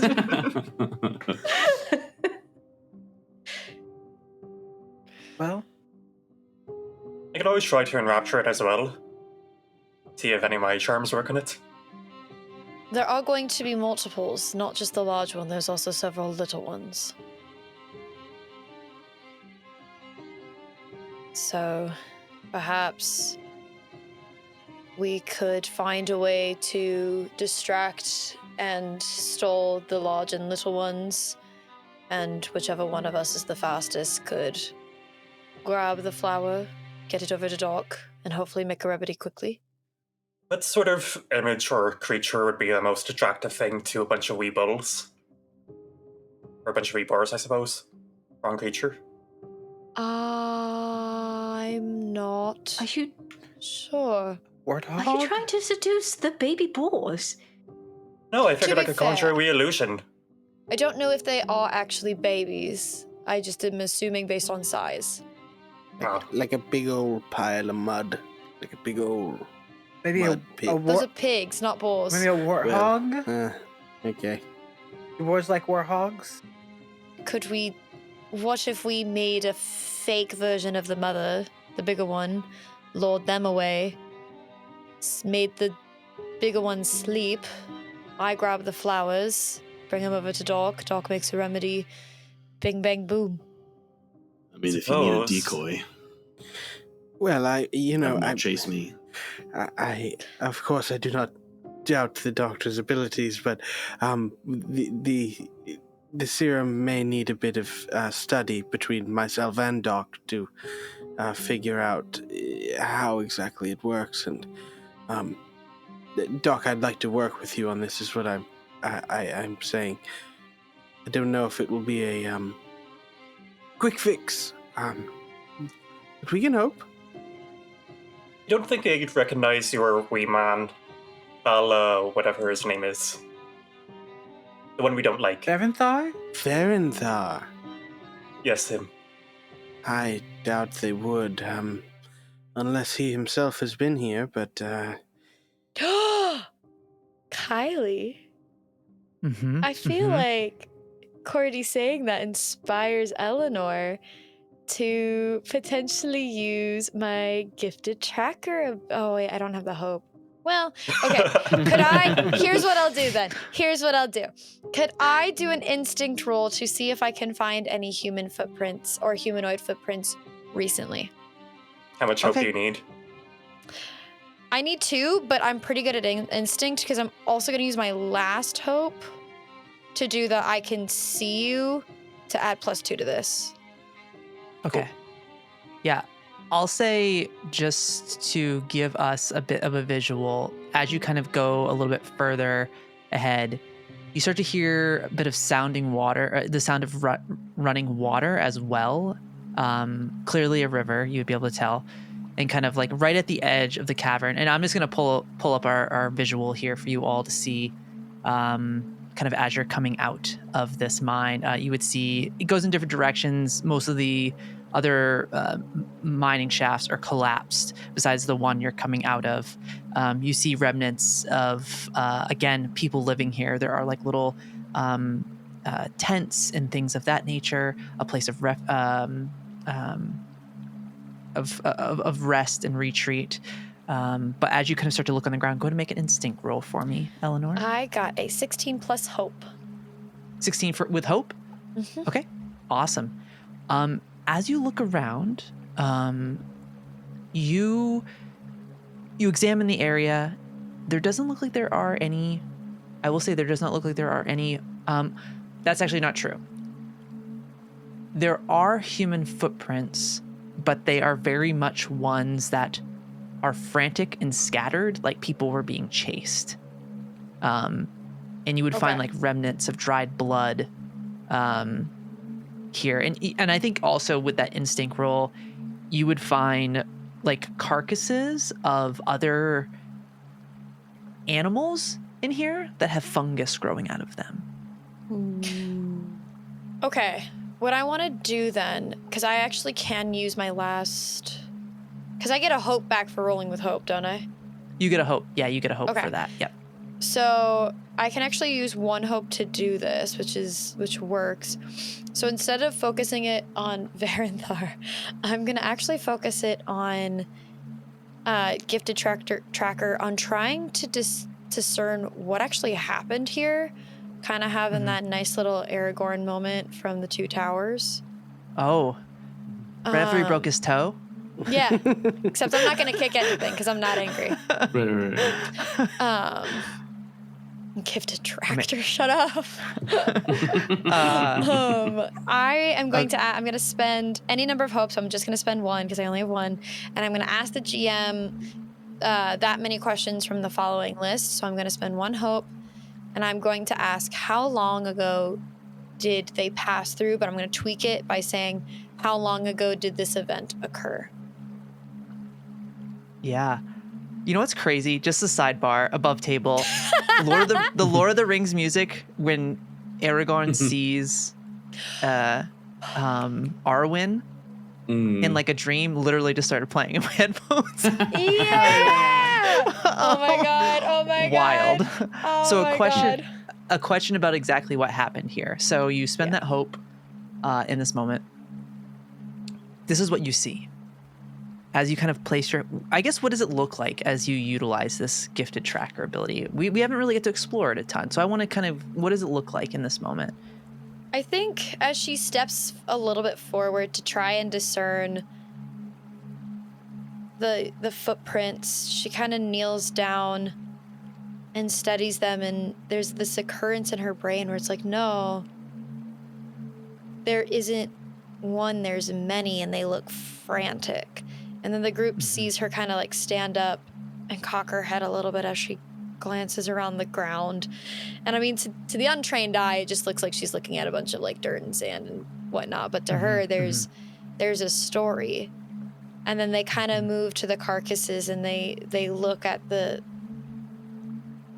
fungus that's grown on them and kind of hope that Cordy and Doc have been watching her to kind of follow her line of sight, so that way if either one of them picks up on what she's kind of thinking, maybe they could say it out loud to the rest of the group. And as she goes to the carcasses, she then moves her eyes to the tents, back down to the frantic footprints, before she lets her own footprints follow, or her own feet follow a set of footprints, as if kind of re-choreographing a dance that was never written down, except in the dirt. Amazing. I think as you walk around, to everyone else, again, it would just seem like you're doing a dance that was never written down as you move through the space. But in your mind, there would almost be this grayscaled image that you would see of flashes these almost like ethereal beings as you see everything happening within this space through time. There is a lot of resonance within this space. Dwemer works in mysterious ways, and in this moment, kind of as you tap into this ability here in this moment, you see people cooking food around a campfire, and then you hear that same sound that as people are chased out of this location. You see the large creature. It's probably like easily doubles the height of Thessalus in its size, kind of seeing it trampling around. You see other smaller ones swarming. They attack in packs, attacking people, tearing them to the ground, smashing them against the wall, goring them with their tusks. You hear tendrils kind of flying. You see like slashes up against the wall, and it's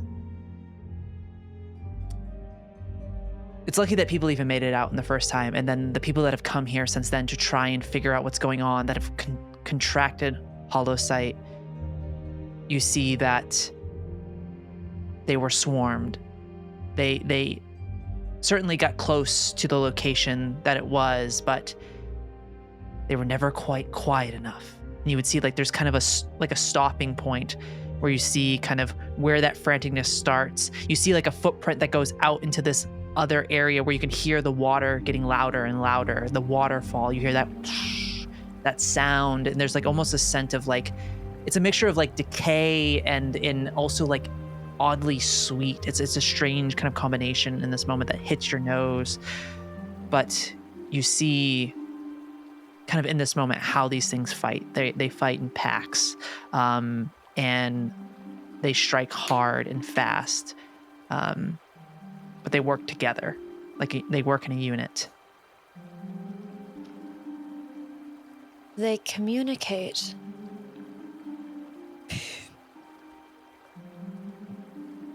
Cordy, is it possible for animals to use the weird mushroom thing that you use to communicate to people? The weird mushroom thing. I think you mean the web of life and decay. As Thank Cordy you. starts talking, she just like goes shh. And I think Cordy will just kind of look at her and begin to speak into her head. I think you mean the web of life and decay. Thank you very much. Yes, the web of life and decay. Could animals use it to communicate? Well, if one were so tapped into the web, I would assume. What Varanthal's created here is a bit of a hive mind, from what I can tell. It's entirely possible that he may be instructing the beasts in some way. I'm not sure. They attack in a pact. It was fast. It was strong, but it was fast and it was swift. If we move quietly, we may be able to avoid this entirely.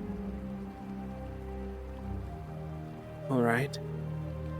Or the alternative, do you think you could disrupt their network? Oh, I could certainly try. If we can disrupt their network, they won't be able to fight as a pack. And if they can't fight in a pack, it makes them less deadly. And oh my god, there's like a huge bug in my room. Go away. It was so scary. Sorry.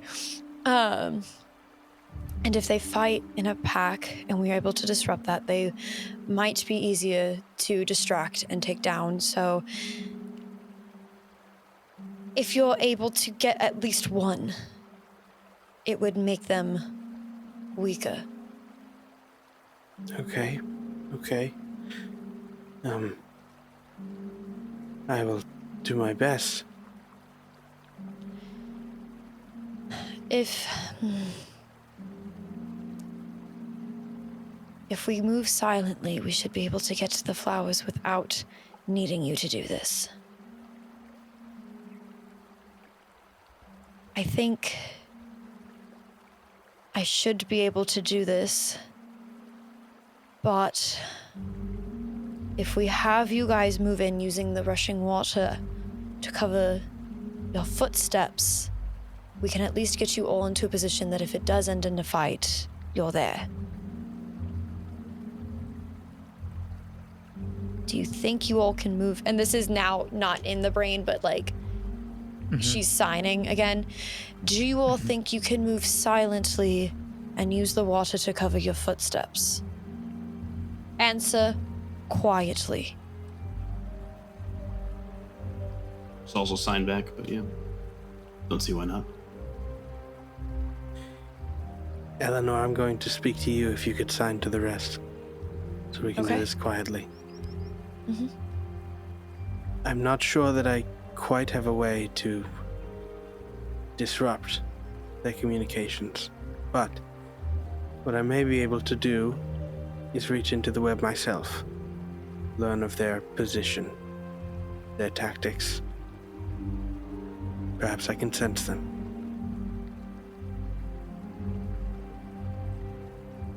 And She'll I will sign relay as that. well. If Cordy might be able to help me tap in as well, if I can enrapture one, that might enrapture them all. I Try. think as long as we disrupt any form of communication, doesn't matter how. So if the two of you want to focus on that, perhaps Hugo and Doc could find a way to help too. Thessalus could be ready just in case while I sneak down and I try to grab a flower. That being said, if I did enrapture them, they might all come charging over to me.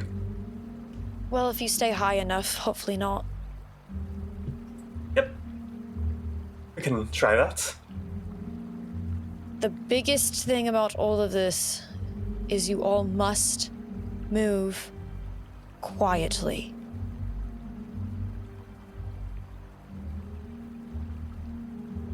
Okay. All right. So it sounds like we have Elanor is going to kind of branch off from the group. And I would say the rest of the group sounds like they're going to kind of stick together as you head into this space. So what I'll end up doing, just so that everybody knows how this is going to, mechanically, how this is going to work, is Elanor will make her own stealth hide check, essentially, which would be a finesse roll. And then the rest of you will do a group hide check if you're staying as a unit. If people are moving differently, then yeah. I think Thessalus is keeping with Elanor to be ready, just not going all the way up to the flowers. I think they would probably, at least for most people, prepare together. Okay. Sweet. Also, if it's okay, I have a battle ritual ability I'd like to use. Oh, hell yeah. Set off. Yeah, absolutely. If there's any as part buffing of you all my- want to do. Yeah, as part of my subclass, Thessalus is going to, he tends to loosen his shield when he's kind of moving around most of the time because it can be uncomfortable to keep as tight as is useful. So he'll kind of tighten that down and find some water kind of among their supplies and pour it over his hands to make sure that they're clean. It's a bit of a, not ritualistic, but just kind of, habitual kind of like washing of his hands and prepping of his like sword and shield and stuff, but he'll keep his sword away for now as they're trying to keep these boars alive. To kind of prep himself, and in doing so, kind of relax himself in preparation for what might be a pretty crazy situation, maybe fight. And with that, he'll clear 2 stress and gain 2 hope. Oh my god. Sick. All right. Love it. Anyone else have anything any kind of buffs or anything they'd like to do in preparation? On that kind of note, Elanor will turn to Róisín and ask, do you think you could give me a little bit of a hopeful jolt? Sure thing, since you asked so nicely. Please. So Róisín's going to reach out to Elanor as there's... I suppose, from what I know, it would probably be the smell of roses bleeding into hot sand and leather. Gosh darn it, yeah. Yeah. Hell yeah. I think Does that just give me one? You get one hope. Cool, okay. I think Doc will hand Cordy a potion, which is the vial of dark smoke. I forgot we had that. Okay. Good thinking, dog. With that hope, I am immediately going to cash in on it, and I'm going to kind of prepare to spend a hope, if I may, to spend Ranger's Focus. I know I have to make an attack on a target, but if you are willing to let me without doing an attack on it, I want to spend this hope and use Ranger Focus so that way I know precisely what direction the biggest boar is in constantly. Oh yeah, I'll let you do that. That's totally fine. Because I don't want to attack it, I just want to know where it is. Yeah. And Absolutely. then before we split up, so I remember to do it this time, Róisín is going to extend his affect out as there's sort of a loud beating in everyone's chests as their heart begins to move vigorously, almost like a rhythmic rhapsody, as all of us are united in this moment together. As everyone can take a rally die. Yay. D6 right now still? It's still a D6, Yep, I think. still right? a d6. Yep. Yeah. Cool. All right. Anyone else have anything that you want to do? Any kind of buffs, anything like that before you all start moving into this next cavern? I guess Cordy would just try to tap into the fungal network and try to do that same kind of deal that Eleanor's got going on. I want to know like the position of the creature and like to be able to sense where it is in the cave. Yeah, go ahead and you have to roll for that, right? The fungal network? Yes, I believe I'm. Let me know if it's with hope or fear. Yeah, usually it's like to speak with another thing, but yeah, you know. Oh yeah. There's plenty of carcasses around with fungus in this place, so. Yeah, it's got to hit 12. So let's see. Wow. Okay, so because I'm infected, I have a -1 to my checks. But with the -1, that's 12, which is exactly what I need on the roll. It is with hope. So that's cool. When Cordy does that, now that he was a little bit more like trying to has been putting the pieces together, would I feel a tug on the fungal network when it happens? 100%. It's like when I always think of it, for me, if I'm thinking of like a specific instrument, it would almost be like pulling a string on like a big bass cello, just like in that moment you would feel that tug. Cordy, as you push your mind out into the World Wide Web, the fungal network, I will show you where everything is in this moment. Yeah. With that. So, and I think you would feel where these plants are located because they have fungus growing on or around them. I'll also describe what the creatures look like because you get a very vivid image of them in your head. Okay. I think really quick as this all happens, I think there's kind of like a feeling that Hugo gets where Cordy is kind of like, let me show you.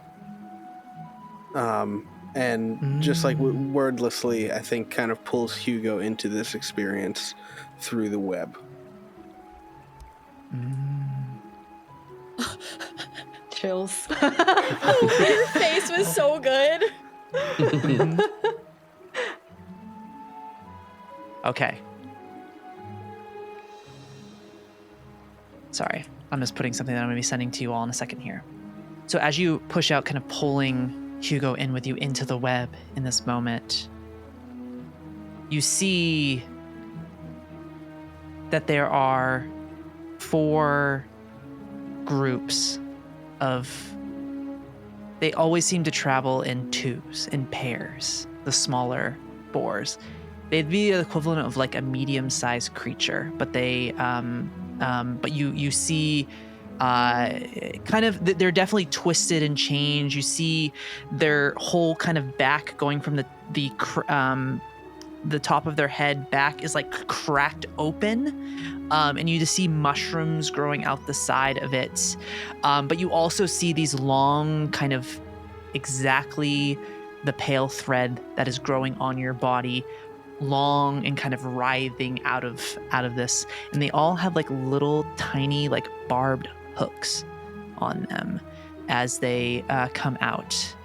You would see the face of this actual boar is twisted and elongated. It has a very long frontal mouth, and then kind of like a jaw that goes up, almost like, imagine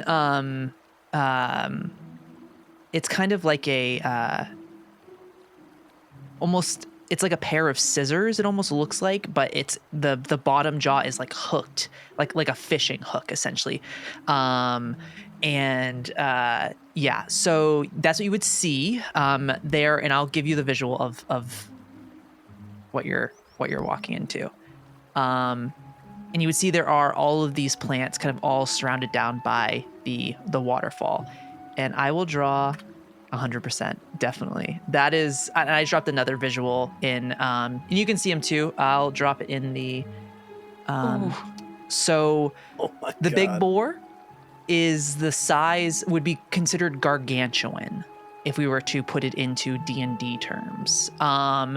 The smaller boars are both medium sized, but I made them into large because it's always two together in a pack. But the big boar is considered gargantuan.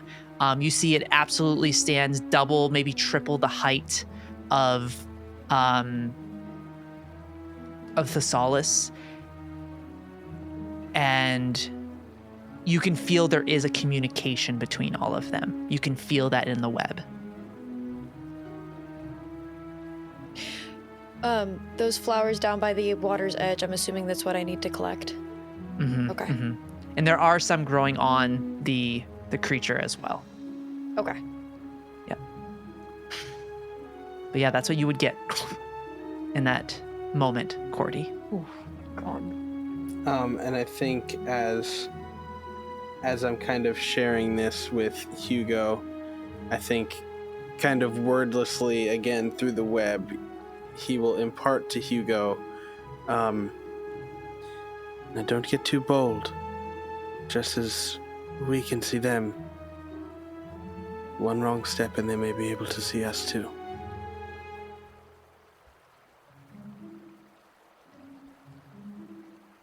All right. Good to know.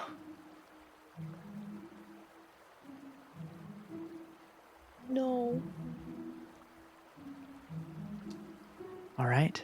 So, Thessalus, Elanor, moving in together.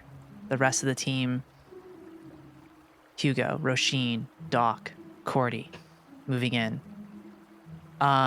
There is, you can't see it on the visual here, but there's the waterfall that is essentially coming down where it lands into this river that moves through this cavern here. You see there are two pathways as we kind of look out. So if we were at your perspective, just to, the audience, so you can see this, what they would see is to the left and right of them, to the left and right. Sorry, I always forget that I'm looking at myself in the camera. And to the left and the right, you see there are pathways that lead down to both sides. On the right side, what they would see is it kind of drops down. There's a second level to it, and that's where there would be some more like kind of fungus growing, some other creatures that they clearly have killed. And you would see what looks like small little like clusters of mushrooms growing, but they almost have this like, they kind of almost have this strange kind of egg-like appearance to them. These eggs. That's what you would see though, as you kind of move down into that space. I have a question about the river. Yeah. What does the current look like? Is it pretty soft? Is it pretty rough?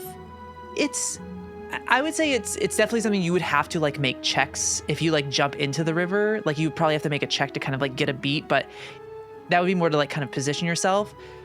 Initially, like it's more powerful near the waterfall, and then it gets a little less as it kind of passes through like that bridge that goes across where you see one of these creatures walking across. If I were to jump into that little kind of like alcove with the waterfall, would it be easy-ish for me to get to the edge? Yeah, I think you just have to make a check for it. But yeah, I would absolutely say you could do that if you want to give it a try. We'll leave it to the dice. I do. Okay. I've dreamed about having a moment like this with Elanor for a very long time. You have no idea. Okay. Awesome. So, all right. So Eleanor's going to do that. Eleanor's going to jump into the water there. What's everybody else do? Oh, go ahead. Go ahead, Elanor. No, you're good. I can wait.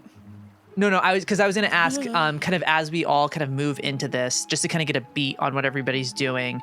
So Elanor is going to jump in there, and then I'll circle back to you in a second, Dakota, on that. But yeah, kind of, I know Thessalus was following. Yeah, I guess I'll ask Thessalus first, and then I'll go to the rest of the group here in a second. But yeah, what's Thessalus doing in that moment? Kind of as you see Elanor planning to do what she's going to do. I think he would. So because kind of with our spot kind of near the waterfall, but a little back behind, I think Thessalus would kind of be moving up with Elanor where she plans to jump, and then would plan to kind of climb down that rocky side next to where the water's going, because assuming if he jumps in the water, that it'll be difficult for him to land quietly. But he's hoping to kind of move up so he stays nearby enough to help, but not getting into the water the same way, just kind of staying near the waterfall. Okay. Awesome. Sick. All right. I'm just going to kind of like move you probably over here. I'm guessing that's probably would be the easiest way. Yeah. Cool. All right. And then Eleanor's going to be jumping in. Okay. The group, what you all doing in this moment, kind of as you see the two of them moving into position? Are you just trying to be stealthy and like offer support if they need it? As we're approaching Team Squishy, moving forward, Róisín is going to conjure an illusion that is a sort of set of like collapsed rock to be projected in front of us, that he's just going to keep slowly moving in front of us. We can just sort of, like Solid Snake in the cardboard box, we're just hiding behind this image as we keep pushing forward and forward. That's smart. Awesome. I love that. I technically do need to roll for that. I was going to say, yeah. Let me know if it's with hope or fear. Oh, that was so close to being with hope, but it's 24 with fear. Okay, noted. I need to get a 12, I think. Yeah. Okay. Sweet. So I'm at max fear right now, so I can't get any fear, but I'm going to add. I'm putting all these little fear things into a bucket of things. So I wish we were. I wish we were back to the moment where you had no fear. You're fearful. Yeah. So I'll say with a 24, you're able to kind of keep that along. But I think just focusing that Dwemer is going to cause a little bit of stress. So you'll take a stress in that moment, Róisín. I think with the sound of the waterfall, I'm not going to make you all roll a hide check, a finesse roll. I think you're able to kind of sneak in. Do you all stay together? I think that's my last question for the group. Are you kind of clustered together? Well, or are you separate? I think, speaking specifically for Cordy, he's going to kind of go to the edge of the cliff face and kind of duck down and like kind of he's been connected to the network this whole time, but I think he really leans down and puts his hands in the dirt and really tries to connect to the web while looking at Eleanor's position so that he can feel through the web if any of them turn to notice her or to kind of move towards her so that he can warn her through their telepathic connection. Amazing. Okay, cool. So as you do that in that moment, I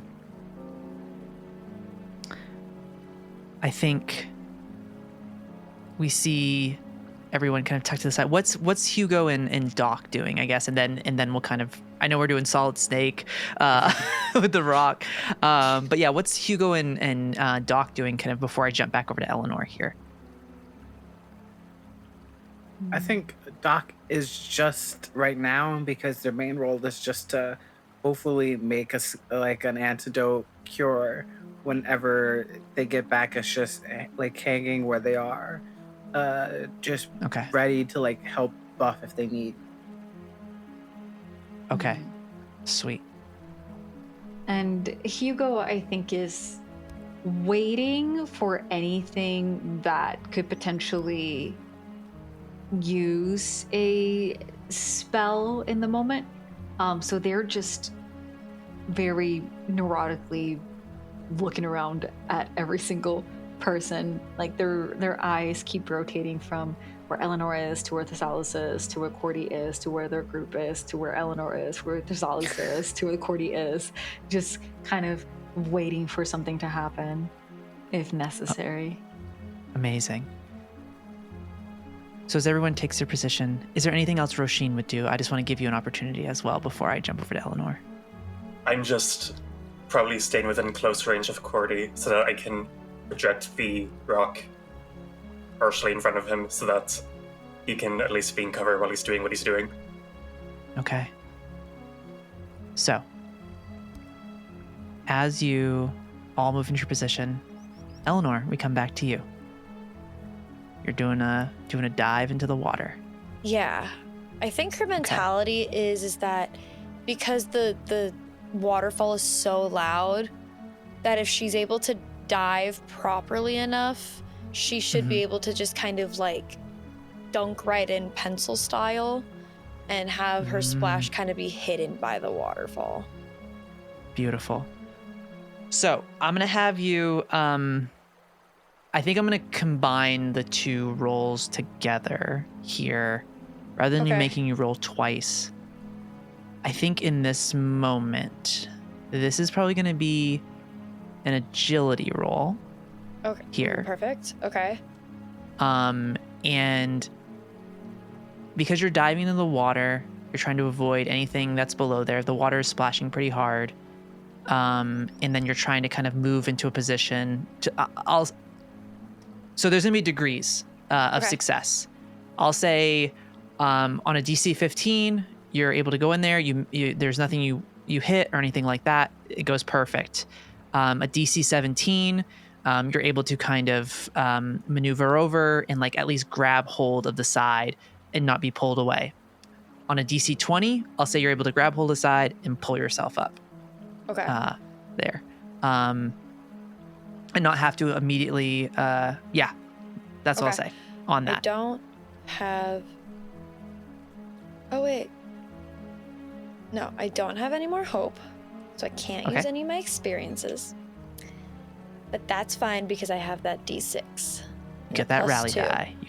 And a wing and a prayer. You got this. Ooh, okay.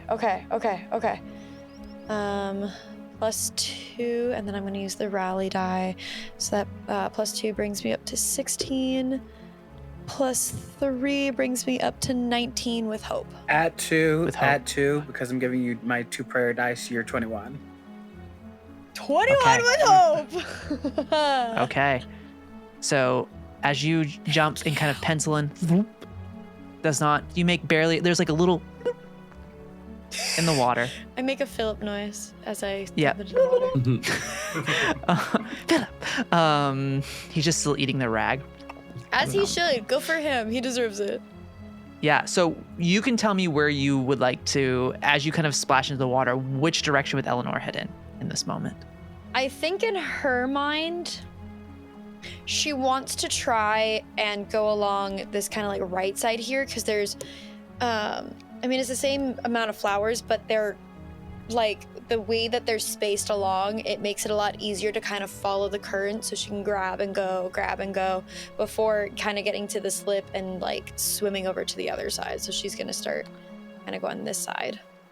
Amazing. Okay. Awesome. Sick. Okay. So as you kind of move over, you were able to pull yourself up, and you're standing right there in front of it would be standing right in front of one of the flowers, essentially. You do see one of the large, a pack of these boars there. And are you going to extract how... Because, so are you going to try and pull it now? Or is anybody else doing anything in this moment here? Because that's kind of where we're at as far as that goes. I'll wait to see if I think, anyone else. Yeah. Just narratively, I think Thessalus is kind of still crouching up by near the spot where Elanor jumped in, and is sitting there. He's kind of crouched, trying to stay low and out of sight very easily. But he's also incredibly tense and sweating as he looks out over this waterfall and one of his own greatest fears, which is water. Oh my god, I forgot. Oh, fuck. Stinky man. Don't take him swimming. I forgot. Following inspiration from Róisín, I think Hugo is also going to try and create an illusion. The moment that they see Elanor drop towards where these flowers are, can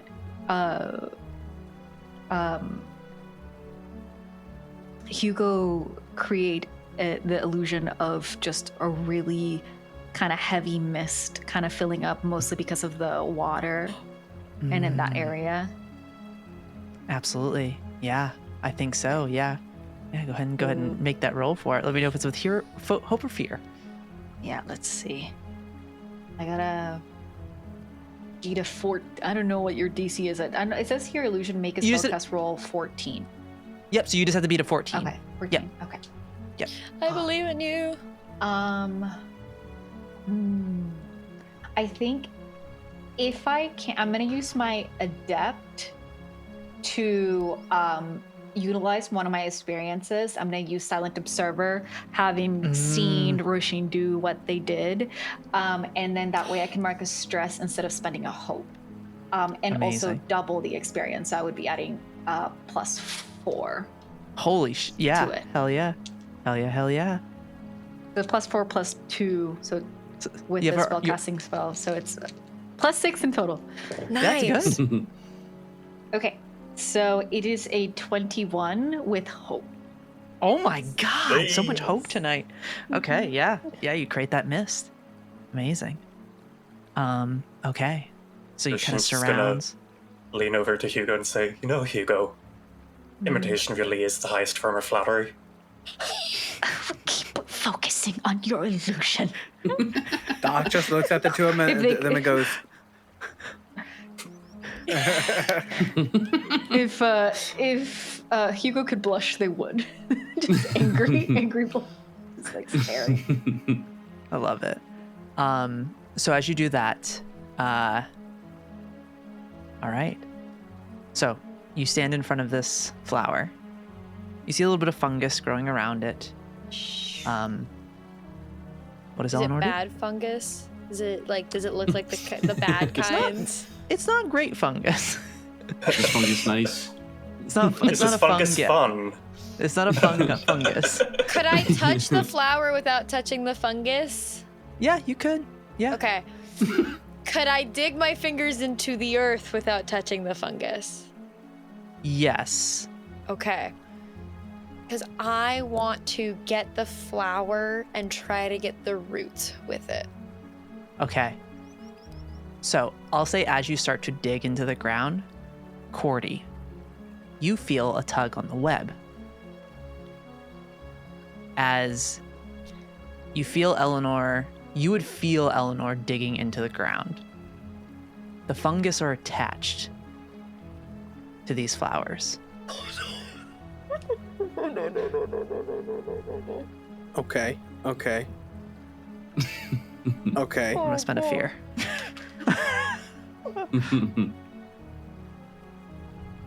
I think. Oh, you know what? I think what I will do is, maybe I will use my magic hand to conjure a magic hand right near Elanor and pull her shoulder back as she begins to kind of go to reach in. Okay. Okay, you're fine. You feel that and pull you. And then she's gonna. I'll just have the hand signed to you. One moment, and then it'll reach down and pull the thing up for you. Please. As it does that, she's then going to point to Doc, and then point to the next one down the line. Okay. I will say, as you pull it out, though, Oh no. you see the big boar. Cordy. He will definitely warn Elanor in the telepathic connection they have. I'm trying to think if there's much that I can do about it. And the answer is not really at the moment. If it begins to like charge Elanor, I will act. I feel Okay. like they're high. The large one is above me, right? It is, yeah. So there's a little Can bit it of a ledge swim? there. Ah. Just Just can I be don't the know if biggest anybody's ever cannonball. seen videos of water buffaloes swimming, but imagine that. Do It's we get the terrifying. Hold on. question? Do they get the sense that like tearing it out will like cutting it instead of tearing it out will make it a difference?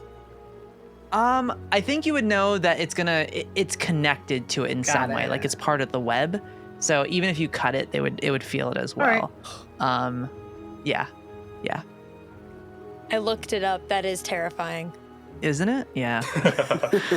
Lord. Okay, So- good to know. So you're able to grab one. I'm just gonna put it over here. And I think as you pull it, you would see the large boar Scorfa would look over in that direction, but there's the mist that's there, and it kind of just just Okay. lays down.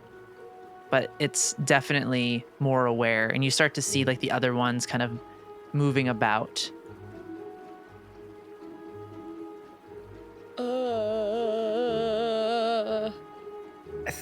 To be able to communicate normally. I think Doc would write down on like a piece of paper and show Cordy, like, tell her to come back.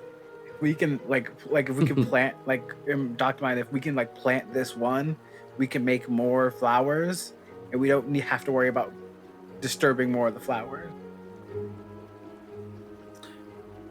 My only worry would be if we plant it, could perhaps also be spreading the fungus itself.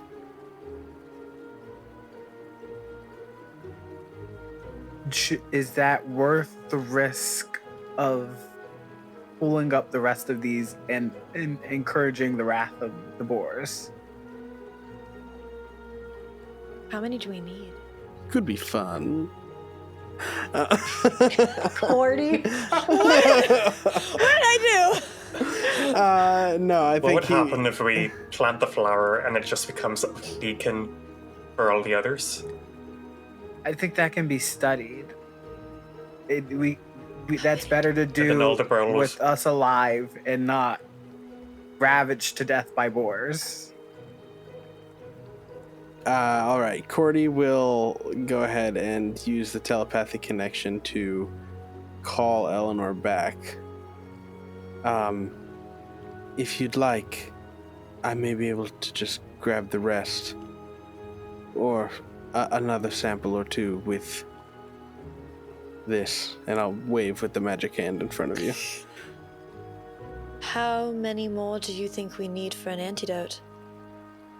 I don't know. Alright, if we're gonna get more, we should do it. Try to do it staggeredly in an attempt to not let the boar know where I am. So let's go, and she'll point across the way to... That's not how you ping on this. That's how you ping on... Double click. You can double click to ping. Yeah. There we go. That one. If it's working. I hope it is. No, it's not working for me. It won't let me double click. I'm That's trying okay. to do this green one across the way from me. Oh, yeah. Okay, so you're going to have to go across the water. Well, okay. I won't. No, yeah, the hand will. The hand will. Oh, the hand will. Right. Oh, okay, Yeah. the hand will. Because Yeah. her thinking Okay, Cordy. is, if we, don't go down a line, we just randomly take a couple flowers, Mhm. it'll confuse the boar as to where exactly Elanor is. Yeah, absolutely. Cordy, you move the hand over there, and you're going to attempt to grab this out.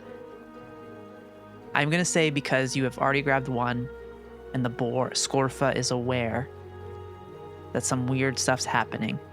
I'm going to have you make... This is going to be a finesse roll for me. All right.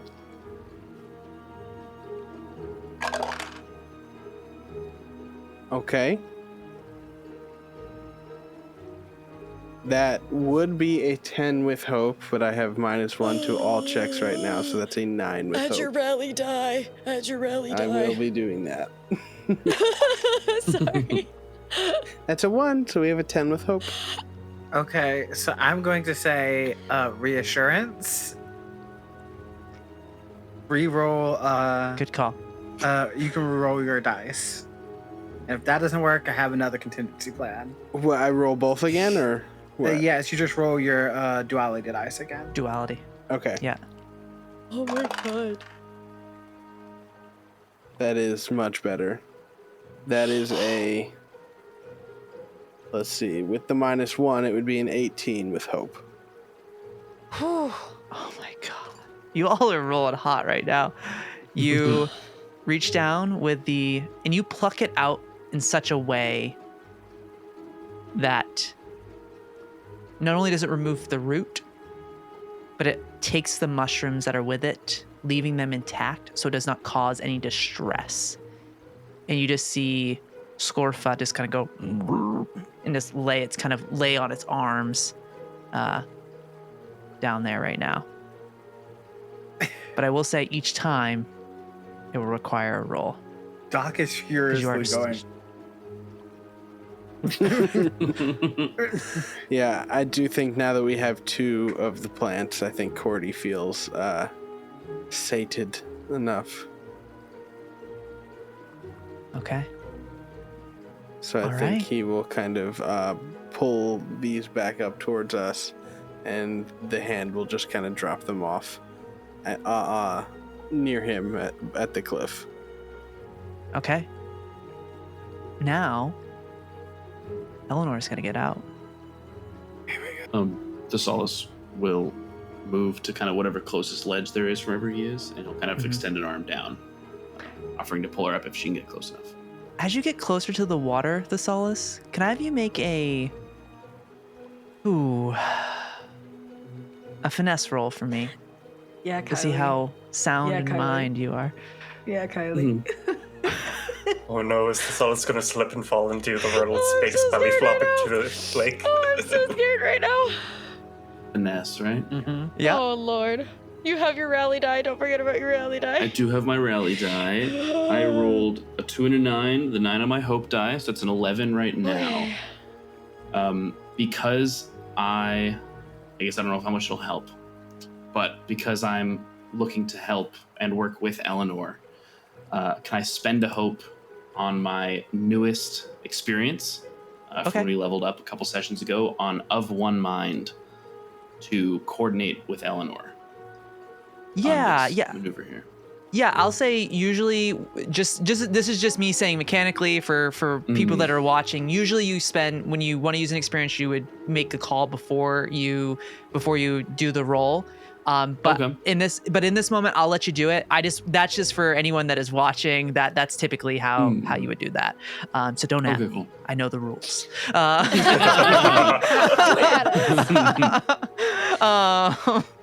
Okay, I know the rules, and I'm ignoring them. Yeah. So yes, you can spend a hope for that. Okay, cool. So you'll I'll get you do up to that. 13. Yeah, it'll be 13 with hope. Okay, you're gonna need to spend that rally die.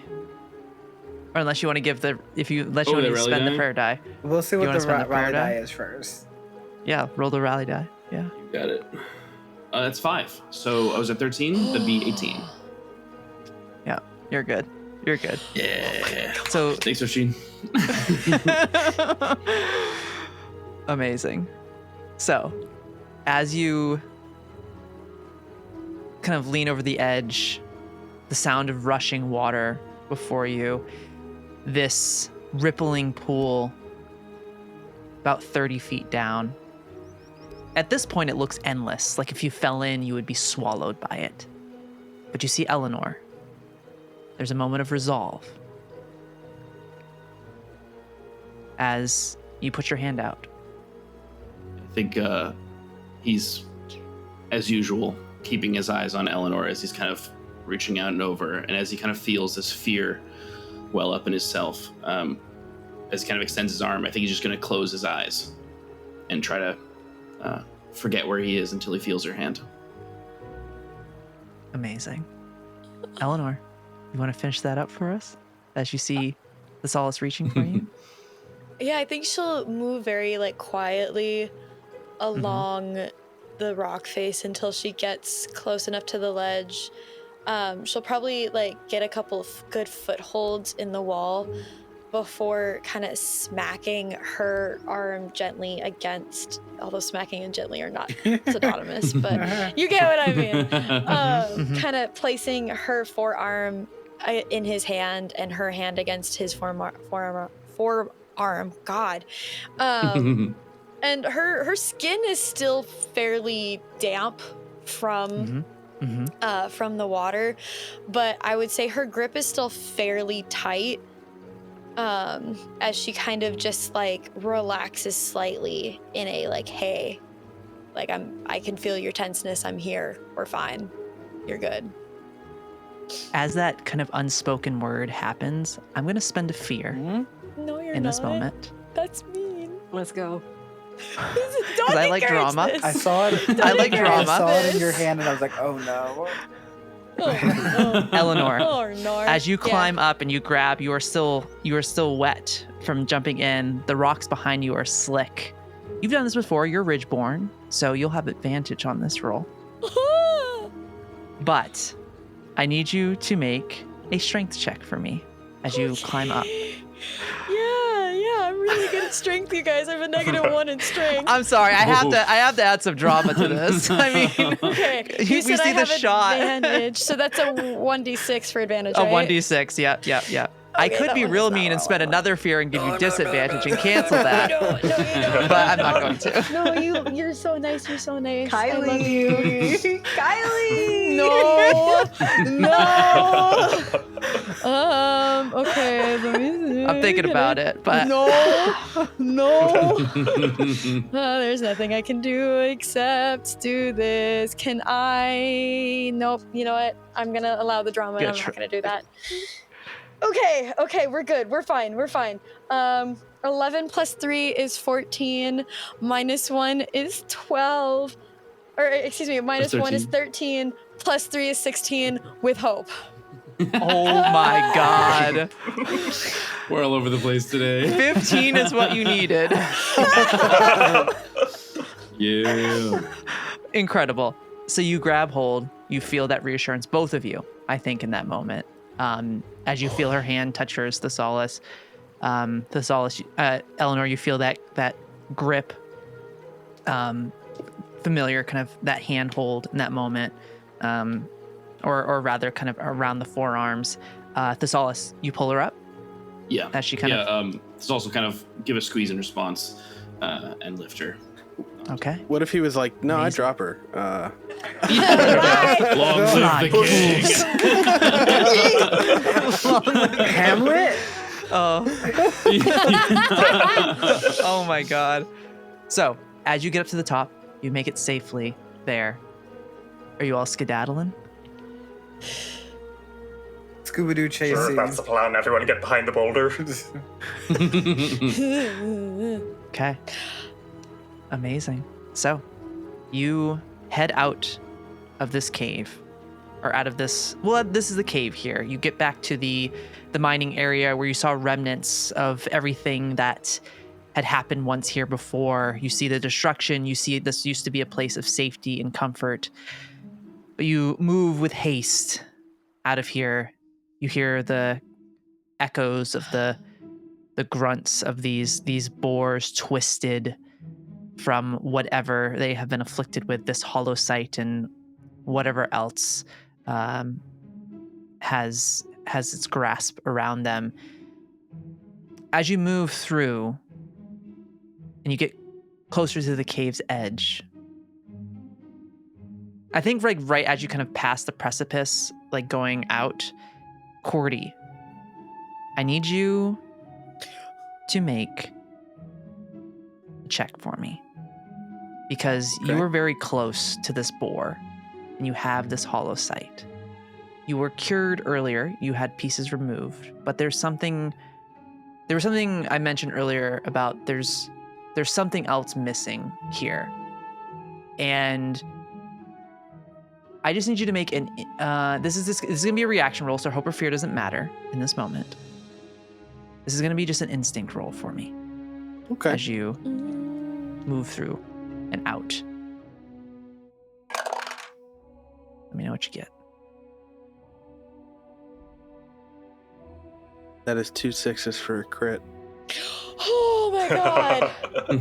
Oh. Let's go. Awesome. So, I know I was muted for a second. Kylie's like, shit. So, no, that's great. No, that's great. Oh, my So evil plans.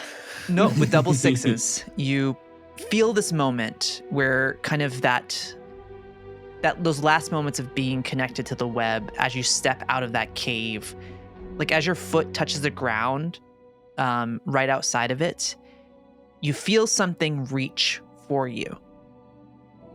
And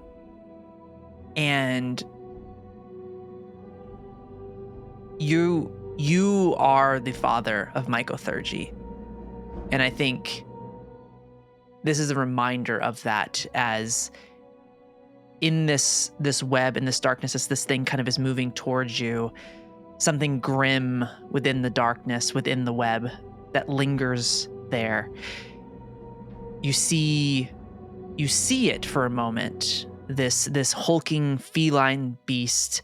It has a barbed tail, these sharp claws, dripping with this kind of green ichor. And you see it chasing towards you, trying to pull you back in. And I think as it's about to leap at you and try and grab you, Cordy, as that connection kind of breaks, what would we see? Like if we could visually see it, what would happen in that moment as you kind of see this creature leap towards you in that moment? So just so I'm clear, this isn't something that everyone else is seeing. This is something that I'm kind of seeing within the web. No, this is just you. And I think maybe Hugo is actually visualizing this as well in this moment because of that connection at this time. I think in just a moment where maybe the audience sees kind of Cordy's power, where he doesn't even quite, it's not conscious. And I think that it's a bit of the Cordy from before peeking through. It's an unconscious feeling that Cordy has where this thing is chasing him, and I think we see him kind of step beyond this barrier, and he hesitates for a moment, and as he does, he looks over his shoulder, and as the camera follows his gaze beyond his shoulder, that creature is just there, basically frozen in time, ready for him. And then it kind of just fractals and melts away.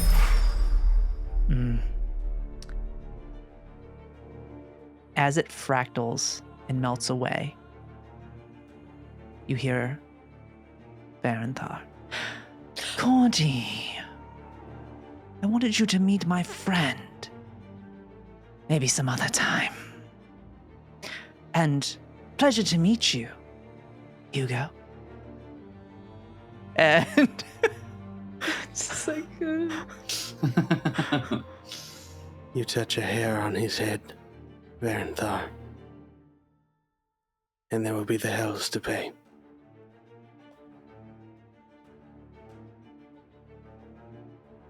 there's no speech. There's no message returned. Just a little.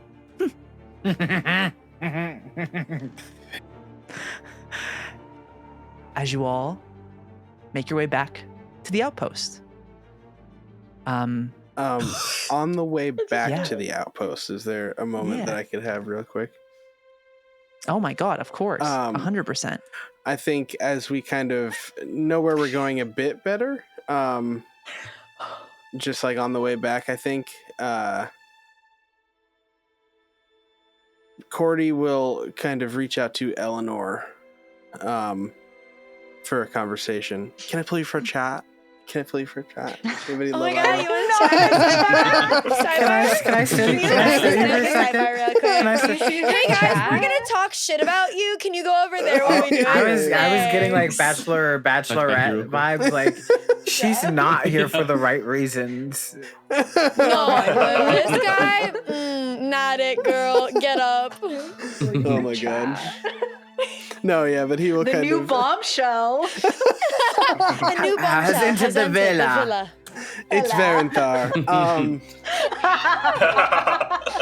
No, but yeah, he will kind of grab Elanor and pull her to the side for a moment as we kind of are walking. Elanor, do you remember when we first met and I had asked you to help me find something? Yeah, I remember that. I think I may have a bit more of the pieces. Okay. Are they pieces that you wish to share, or am I still just in the blind? Well, no, if these things come to me and I can remember them, then I'd like to share to perhaps help with the search. Okay. What do you have so far then? Well, for one thing, I did not remember Varenthar before he came to me. And now I remember who he is. And I remember a bit of contention, rivalry. He always had his research and I had mine. Different aims. But,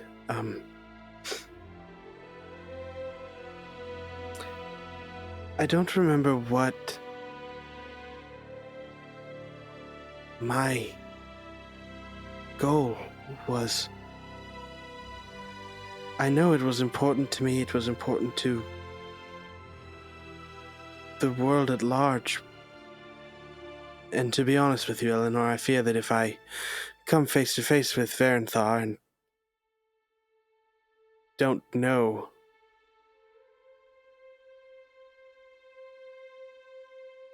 I fear that he will have the better of me.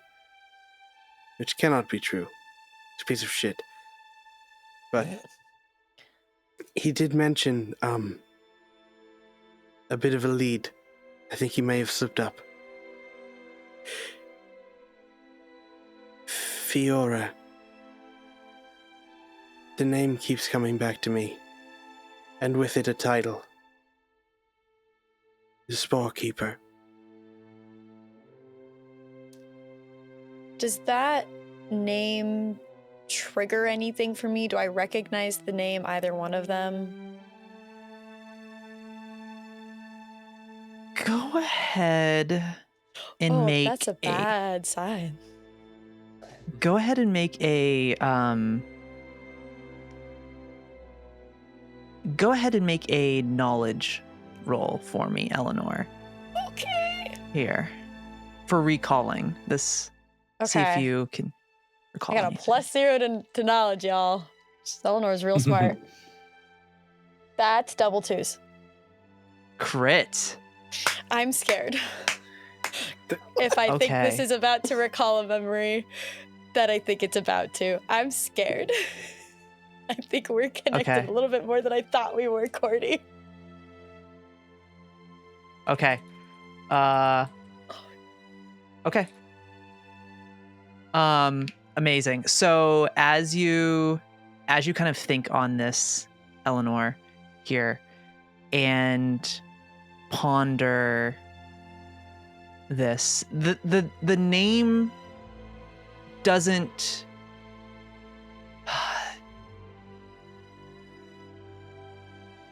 I think actually, you know what? It was a crit. So I'm scared. I think as you think on this in this moment, you remember, you can't remember his name. Varanthar, that clicks. When that moment it finally clicks. And then you remember you acquired this old tome at one point for one of your jobs that you did for this particular individual. The person in your book, your drawing book, not Thessalus, the other picture of this individual. The name is kind of eluding you in this moment, but as you kind of think on this, you remember you recovered this book, a grimoire of creatures from the circles below. And it was asked to be acquired for someone by the name of Varanthar. In addition to that, Oh no. the name Fiora. As you think on that, you remember there was this half-elven girl that lived in your village. She was young, and then she was very talented she always had an affinity for mushrooms and how they worked. And she eventually went off to school. But you would know of her family.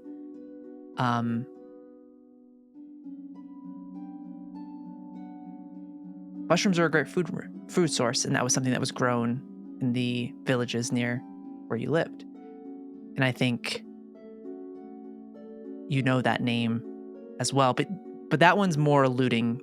You know the name, but I think that one's a little bit harder to lock down. But I think the thing with Varanthar is what really sticks in that moment. The stuff with Fiora, you think maybe it's just a girl that had the same name and it's just coincidence. But the grimoire of these creatures from the circles below, you know for a fact that one of the jobs you did was to acquire this book. That name actually sounds familiar. There was a girl in my village, maybe. I mean, it's a little bit of a coincidence, but now thinking upon it, maybe not so much. She was very good with mushrooms. Perhaps my companion back at the keep will remember more about her. We were from the same area. As for Varanthar, I don't know, I'm sorry.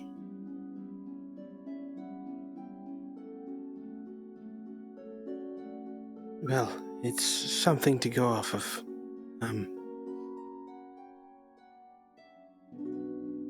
I feel that she may hold the key to my goals and aims. If we as a group happen to come across her, I don't know what she was to me. Well, she must have been special if you at least remember her name, and based on the vague details I can remember, and, well, she gestures to the mushrooms on Cordy, the good ones, of course. I'm assuming there's something special there, and like I said, my companion back at the keep might know of her whereabouts, and if we're lucky, perhaps she got out with my family and she's safe. I would hope 200 years can change a lot. Thank you.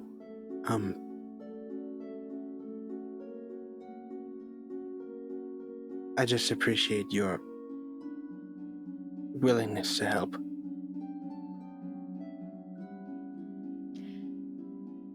Oh, yeah, of course. Like you said, 200 years could change a lot. And I think kind of in that moment, she's thinking back to what Doc had said about her willingness to kill other people if it came down to it, as she kind of lingers behind.